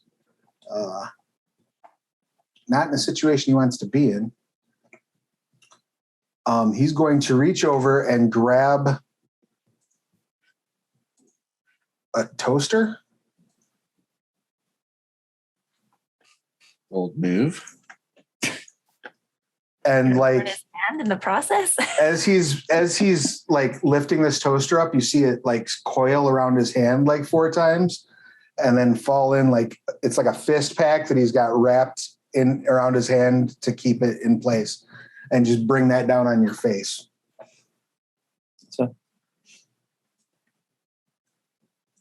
And he will spend a point of inspiration to activate Murderous Totality himself. Oh my God. It's your evil twin. Go ahead and roll that defense roll. Yeah. 2 right. plus my 3 soft armor. Yep. So what's the enhancement Murderous Totality? It gets heavy. So I think melee weapons start at just flat 1 enhancement, and then you choose which weapon tag to give it. Right. And some of the weapon tags add enhancement. Yeah. So we'll do we'll do heavy, I think. Is heavy the one I'm looking for? Heavy weapon increases scale by 1. Yeah, let's do that. Weapon provides the user with +1 enhancement in addition to the +2 enhancement automatically provided by an increasing scale for a total of +3. Yep. So whack. So that's enough to. Sorry, his defensive rolls the difficulty of his defensive rolls is now increased by 1. While he's wielding a heavy weapon, right? Yeah. Yeah. He cracks you in the face for 1 injury condition. I'm now into injured. Yep, you're injured in the jaw piece. Broken jaw. I mean, realistically, I don't think that toaster survived that hit because he was dropping scale on it. So the toaster like shatters on your face. That will bring us to Chidi. Yeah, I think this person's a big bad. So yeah, another headbutt with added hair. So you're dashing over towards Marius with a headbutt? Yeah. Like I feel like he just launches himself forward with his head like flying through the. Oh God! Remarkably, no successes on his defense because of the complication from using the heavy weapon the last turn. So yeah, you come at him like, who was the guy in He-Man that had the ram head? You just yeah. You hit him in the side, dealing him 1 injury condition. You hear a rib crack. Ooh, I'm like, that's not how you get ahead in life. Yeah, I'll leave now. That's fair. Claire, what would you like to do? Now that he's mortified by that, The whole combat stops for a second. Did he say that? Oh yeah. I'll go ahead and take a shot. Excellent.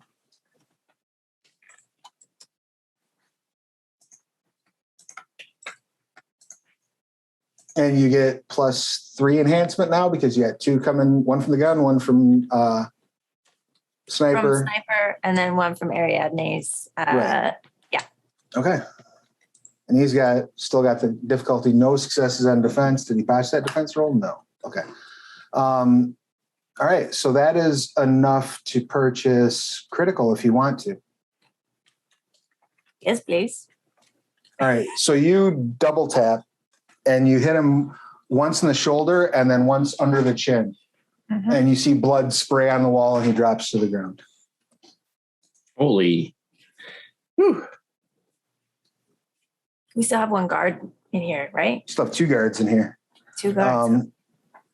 One of them, the one that's been trying to knife Ariadne in the back, turns at you and goes, "He was my only way home," and starts rushing at you. But it is Ariadne's turn. So what would you like to do, Ariadne? I'd still have a piece of paddle. I'm going to try and hit him in the back of the head with it. All things considered. So that's 5 successes plus 1 from two-handed. Grab the right person, please. There we go. So 7 successes, I think, with all the enhancement factored in. All right. So that's 6 that get through. So that is clearly enough to take this fellow out. I'll just bring it down on his head then. All right. How out would you like to take this fellow? In a manly fashion. I want him unconscious. I don't want him dead. Okay.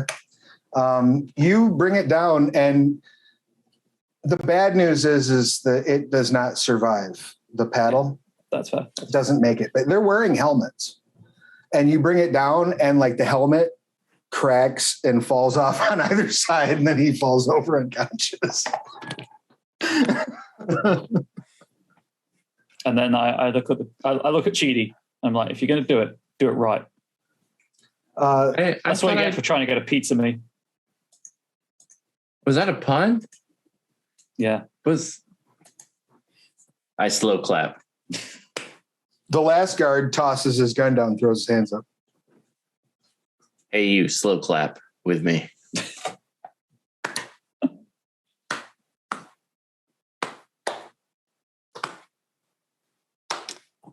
So the good news is, he says, "You're never going to get out of this kitchen." Why not? I'm going to go open the door. You see there's like 6 armed guards all training their guns on the kitchen door. Oh.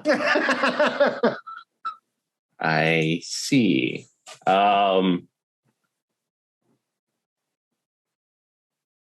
is the kitchen, I guess, is the kitchen at an external wall? We have not established that. So for the low cost of 1 inspiration, it can be. If we're going to do that, could someone else spend it? Because I have I can put holes in walls really easily. Is my thing. Ooh, yeah. I'll But it spend requires inspiration. So Yeah. Yes. Give you the biggest hug. You can do it. in which case, yeah, where is it? I just need to make sure I was reading it correctly.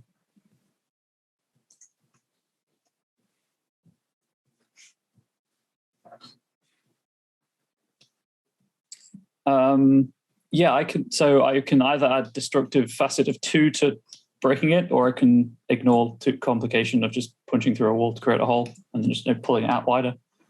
Okay. I assume it'd be stamina Sure. and close combat either way. That'll work. Wow. So you walk up and like just drill into that wall as hard as you can. And I will give you a choice. Do you want a hole in the wall that you can make it through at the expense of the ability to use that hand? Adrenaline spike lets me ignore 1 injury condition. Very good. You feel the wall give at a slightly slower rate than the bones in your hand. Yep. I turn back to the dude as like, you're never going to get out of here. I would flip you off, but I can't actually feel my hand right now. Yeah, that might be a problem. I don't know. Is that a problem? Yeah. I'm a fast healer, so hopefully it helps, but ow. You are able to pull away the rest of the brick and make a hole large enough to move through. I'm just going to go to this freezer and grab some ice. Yeah, you probably should. That does not look too good. You all hear a voice coming from outside the kitchen door. It's rather unfortunate that it's come to this, but I'm going to need you all to surrender. Well, since you put it like that, I guess we have to come out. I came out years ago. Hey, me too. Left hand fist pump. Yeah, like, okay. Instinctively go for the right and then realize that's a bad idea. Yeah, don't fist bump with a broken. Should we just dive into it? Clara, you know you've got explosives on you. Yeah. And you know you've got some of them placed. Yeah. But GD only got half of his place. So I don't know that there's enough in this building to really. Ooh, how big is the concussive force of this explosion? Like, if one goes off, will it be a big issue or? Oh yeah, I mean these are not screwing around bombs. They probably are going to be doing like 5-6 health levels of damage. Yeah, when I say that it's going to make a crater out of this place, like it's literally going to. Yeah. All right. But you have the rest in your bag. Can you bring the whole house down from where you're standing? Probably not. Probably not. Can you probably take out whoever's in that next room, which sounds like Weston Bishop and the guards? Mm-hmm. Almost definitely. Will that cause ongoing complication in the long-term plot of tracking these people down?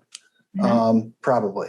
Will it almost certainly prevent not only this auction, but the immediate invasion? Almost definitely. Yeah. Will our life insurance go up? Yeah. So just making you aware of those options. Okay. So what I would like to do is I would like to ask Chidi and Ariadne to go through this whole circle round and meet up with Angelique and try and pick off the targets as they leave. And then I'm going to surrender to the forces. What? Why would you surrender? Because that'll get me in that room. Well, that's infinitely just better. Long enough to like chuck my bag of tricks in there and get the fuck out after you guys. I was going to put a bomb in this guy's mouth and then throw him through the hole, but that sounds like a good plan too. I mean, for clarification, you could try. Like they're in front of the door. So you could throw that kitchen door open and let or just throw the bag through the kitchen door on your way out. Yeah, I'm kind of hoping that like if I surrender, then they'll take me like to somewhere else in the building. Totally cool. I just wanted to make sure you're aware of what your options were before. Do we have a tracking device we can put on you? She's wearing one. It's called the iPhone. Yeah, that's fair. Then she could turn on "Where's my iPhone?" You can, Yeah, it has that little ring. Where's my phone? You hear Beyonce "Single Ladies" coming from the second floor. Where's that? Well, no, I mean you can track her by GPS if nothing else. Oh, yeah, I like the app better. It's funnier. All right, Aridne, you want to hop onto my shoulder? Can you run? I can run. It's just punching is a bit harder now. You can still shoot, right? Yeah, I'm decent enough shot. Okay. All right, let's do this. I grab a pistol from the floor, I guess. Yeah, there's pistols and AKs laying around. I'll grab the guy. Grab the AK then. But firing that one hand is going to be awkward. I grab the pistol. I'm going to grab the guy. Set it down, pick up the AK. Set it down, pick up the pistol. Hey, John Wicket, do both. I don't know if you actually ever did that, but...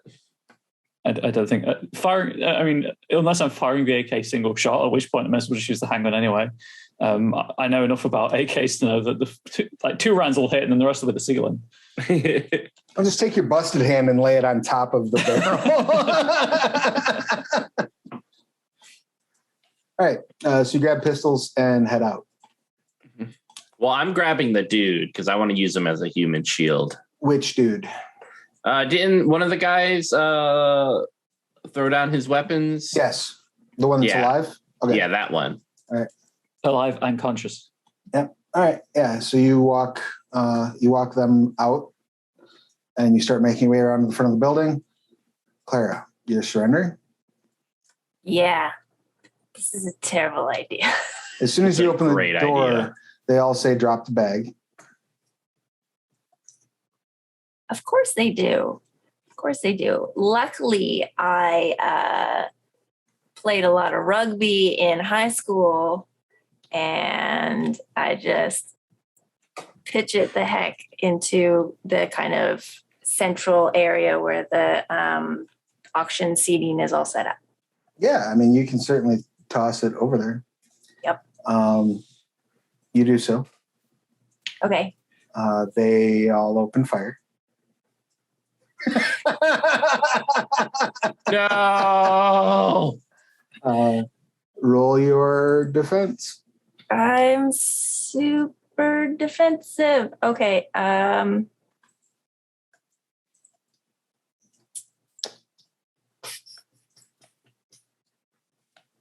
resolve. All right. All right. One of them misses you. You take 3 injury conditions. Holy. As you are riddled with bullets. Okay. But that means you're still up, right? Does my armor take any of those? If you have hard armor. I have 1 point of hard armor. So the first injury condition goes to your hard armor. Okay. The other 2 go to your body. All right. I'm still up. All right. So you can run. You can hit the detonator. You can. What would you like to do? I want to. Can I hit the detonator while I run? Absolutely. Yes. All right. Getting out of here. All right. You take off running. Yeah. There's a blast. Okay. Larger than you expected. Excellent.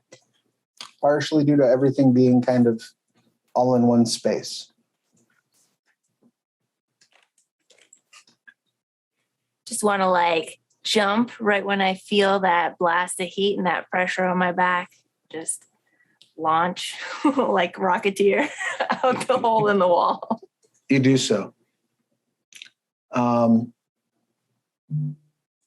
Give me athletics and whatever attribute you feel is most appropriate for not breaking your neck when you land from that blast? Okay, I'm super good at these skills. So athletics and let's go with dexterity. I'm equally not good at that. Okay, so the good news is you gain 2 momentum. That's about right.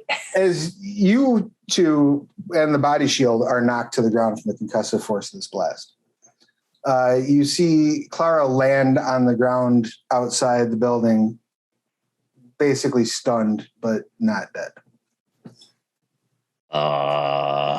And the whole building is on fire and blown up. Do we have time to pick her up, or you are currently restraining the one fellow. Yeah. You can let him go and go grab her if you'd like. Yeah, because she looks like not having a great day, right? Right.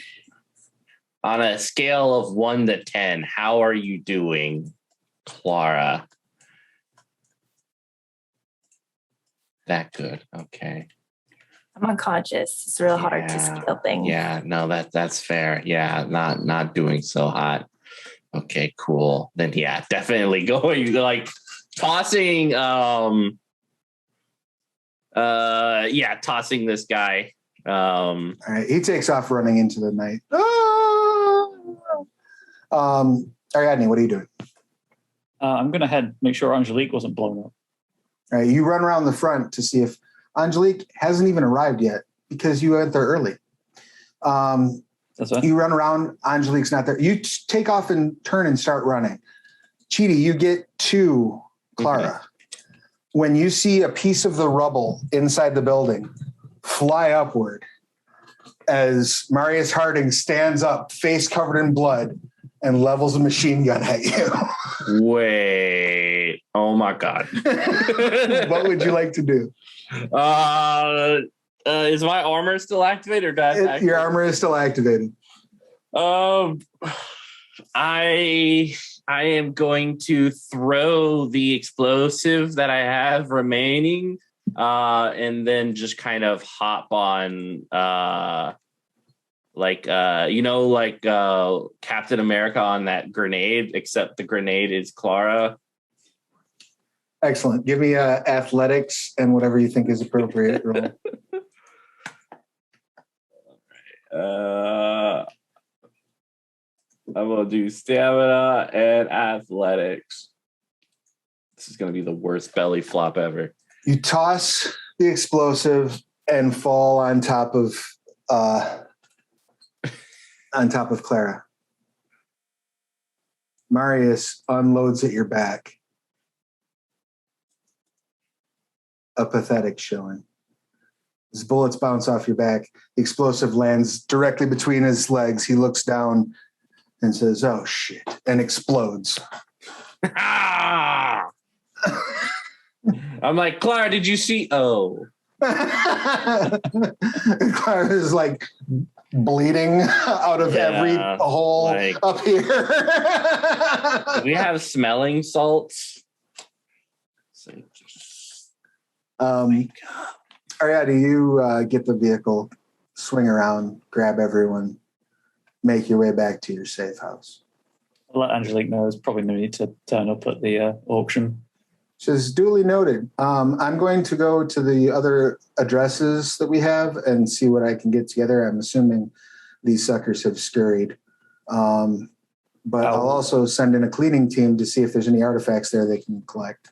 I'll let her know that Marius Harding is almost certainly dead. And as far as Ariadne is concerned, the Western Bishop probably also got caught, but we're not sure about that. Yeah, everything's kind of up in the air. I'll make sure that the cleaners go over and specifically look things over. For those allegedly, there were some explosions. Focus on the kitchen. Done and done. You all get home, get your medical treatment underway. You're contacted about 24 hours later by your handler from the Lightkeepers. And Is Clara awake yet? Clara is awake now. Yeah. Yay. Gonna make sure when she wakes up, there's what's Clara's favorite candy? Chocolate covered strawberries. There we go. Oh God, that's expensive. Like, I want to make her feel better, but like I know, like break the bank, like I know she exploded, but come on. Yeah. Hey, how about strawberry and chocolate flavored candy? How does that? Yeah, Chidi has bought strawberries and then like Hershey milk chocolate and just like figure it out. I'm sorry. This is the best I can do. Excellent. Your handler from the Lightkeepers explains to you that Pharos' associate, who she doesn't know who that is, but she was told to inform you that Pharos' associate has retrieved Franklin's family and the rest of the survivors from his hometown. All right. That they are being relocated. And that word has come in from Les Fantômes that the building was scoured. Remains were found for Weston Bishop and Marius Harding. And a second set of remains was found that also matches Weston Bishop's DNA. So it's safe to assume the duplicate was God. Les Fantômes and the Lightkeepers are going to work together to try to locate and eliminate any remaining vestiges of these duplicates. As far as their count goes, there are 3 left wandering around. So they're going to try to track them down, but right now they're in the wind. The good news is that all of the devices and schematics that you're aware of have been recovered. Oh, that's so good. At least for the moment, the invasion has been forestalled, if not utterly prevented. For how long? Hard to say. But Pharos was very pleased with your work. You will all find a bonus in your accounts. And once again, take some shore leave. Sounds like you could use it. Yeah. Like hearing that we're going to get paid like some bonuses, he is going to like 1-800-Flowers and getting like chocolate strawberries. Give me an edible arrangement of chocolate strawberries. Just all chocolate strawberries. Yeah, please. Just all. I think you heard I want some of your chocolate strawberries. I meant all of them. Yeah, she blew up. Blood everywhere. Needs a good day. And I've what's Rodney's favorite candy? Anything. She's not discerning. Send a Mars bar too. You gotta get like those like candy cigarettes. Nice. That's fine. Well, I was going to say, so it looked cool because I'm assuming the Lightkeepers have, because it gives us like the covert edge for during missions. Right. They have someone who can make this Cobra's VIN change. Oh yeah. Absolutely. I found the perfect engagement gift. Engagement gift? Is someone getting? Who's getting what? He did. Congratulations. I love it. Yeah, his character is engaged. They've been their long-term aspiration, right? Was find the perfect engagement. Yep, find the perfect engagement gift. Excellent. Who? Very early on, at the beginning of the session, if you remember, Ariadne bid their fiance farewell. Oh yeah, there was that. Yeah. Oh my God. Excellent. Any last final business that you would all like to take care of? Anything that Clara would like to do now that she's conscious and has command of her verbal faculties, if nothing else? And strawberry. Well, I'm going to be out of commission, healing for quite a while. So I make a call to 1-800-GOT-JUNK, and I get them to come and clean up my apartment and open the windows. let it air out a little bit in here. Yeah, no, that's fair. Good call. All right. And so that is the conclusion of our tale. Any questions, comments, complaints, or concerns from the group? Had a wonderful time. Thank you, Travis. Yeah, that was a lot of fun. Thank you. I'm glad. I had a blast. None of that went the way I planned. So It went about the way I thought it would. Aside from Ariadne's wonderful conclusion of the long-term aspiration, were there any other aspirations that had gotten met? I did take a blow for a friend. Ooh. Excellent. So that is a short term for Ariadne. Did Clara get any short or long-term aspirations?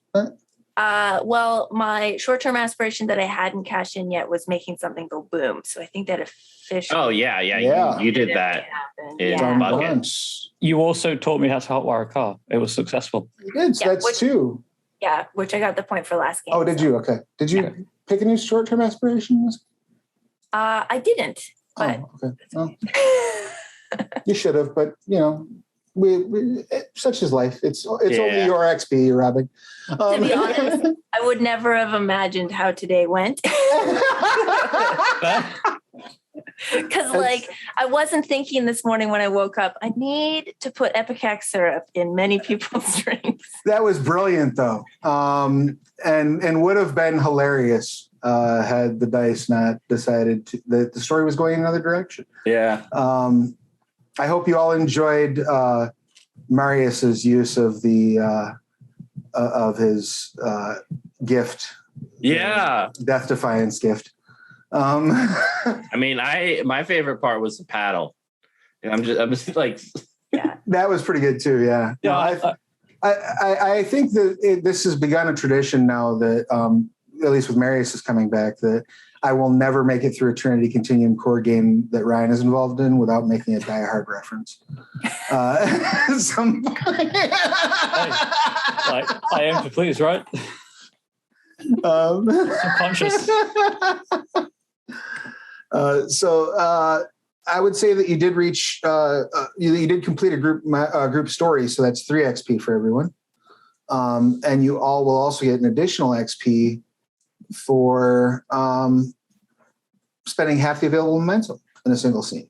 oh yeah, good job. So the long-term aspiration is worth 2. So that's one short-term and one long-term for Ariadne. Did you complete your long-term aspiration, Clara? Mine was about finding something in relation to aliens. And so I don't think these are aliens. They're kind of from another world, but kind of also still the same world. And I don't really know. I mean, I would count that as aliens. If you're from I'm not saying it's aliens, but aliens? but it's aliens. Mhm. Okay. All right. I mean, they're literally from another world. All right. What were you going to say, Ryan? Sorry. I was going to say, sufficiently advanced technology, technically not from this Earth. Mm-hmm. Right. Intent on world domination. Yeah.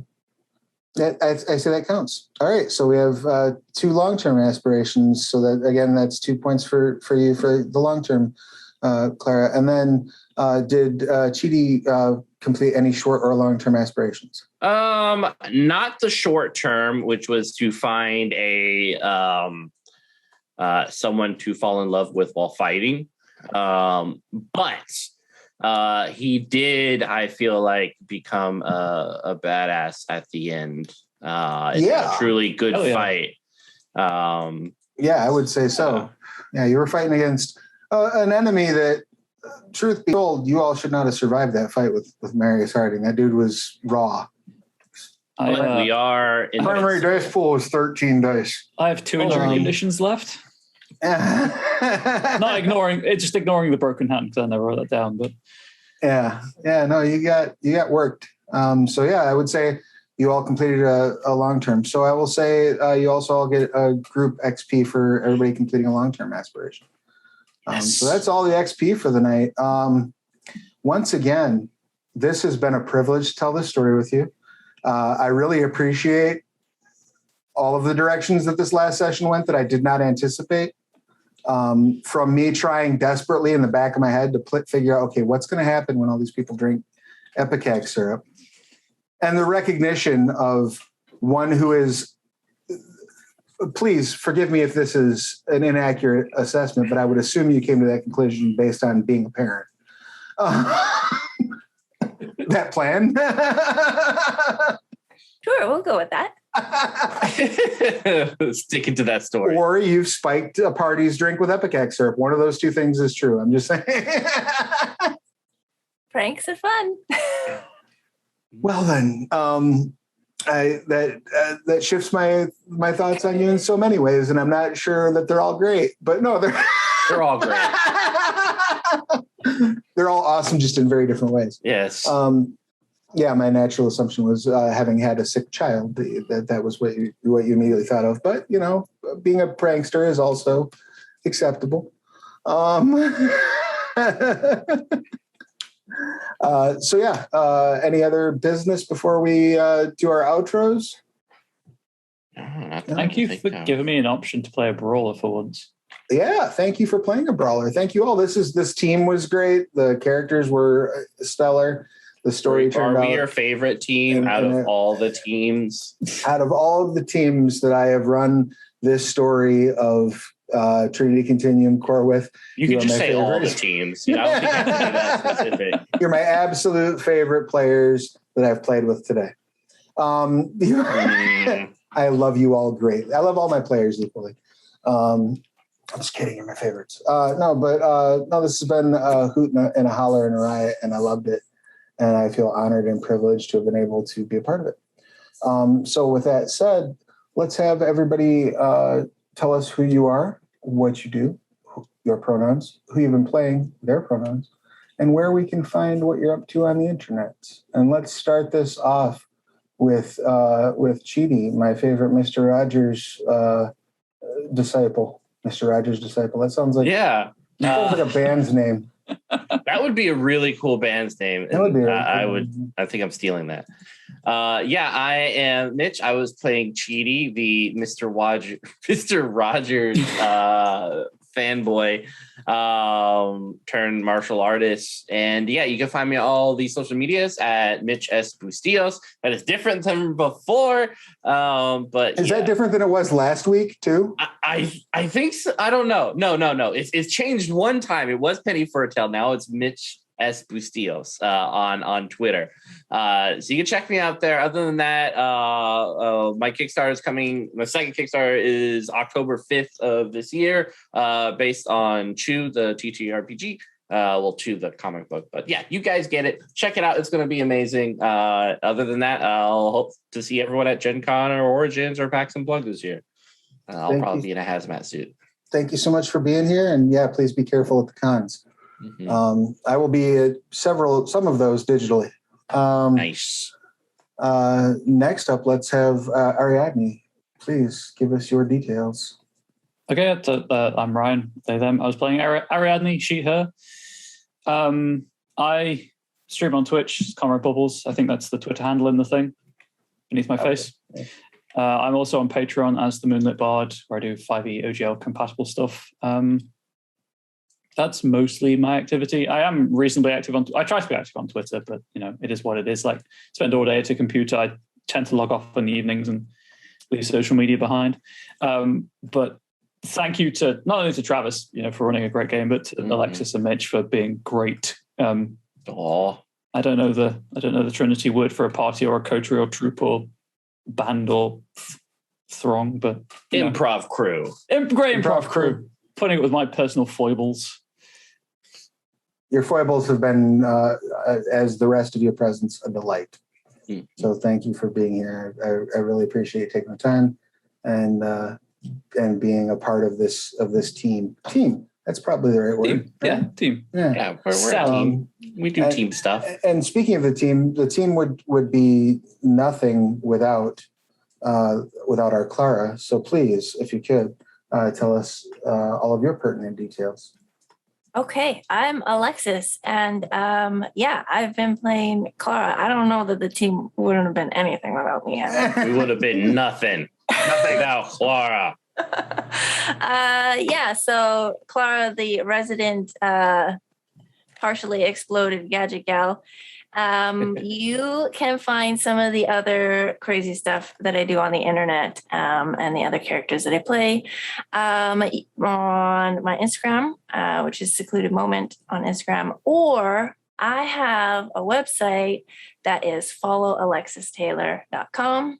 So you can go there and, I'll have a listing of all of the links to these wonderful shows and some of the other stuff too. Sweet. And I guess it leaves me, right? I'm Travis Legge, he, him, or they.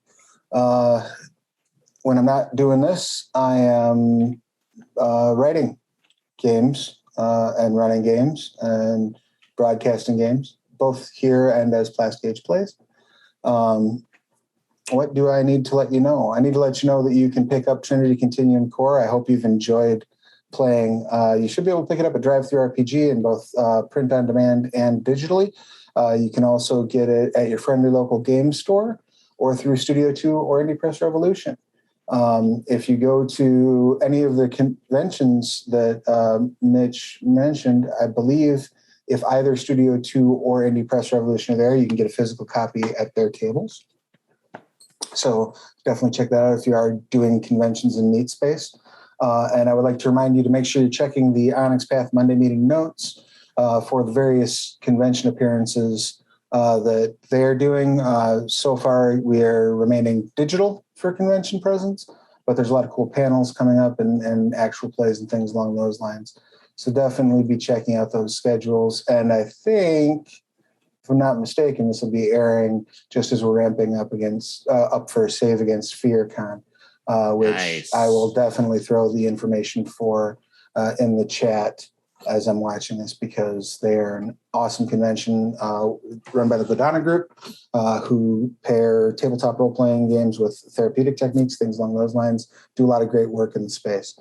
So definitely check them out. And even if you don't make it to SafeCon, throw Godana Group some money, just because it's an awesome cause. And yeah, I will be back here, same bat time, same bat channel next week. I am very hesitant to say what the next Storypath Showcase stream will be, as I am currently recording 3 of them simultaneously. So whatever that is, tune in to find out. We'll see you then. Until then, take care of yourselves and each other. Wear a mask, get your shots. There's no reason not to. Just do it. Do it for the people that can't. All right. We'll see you soon.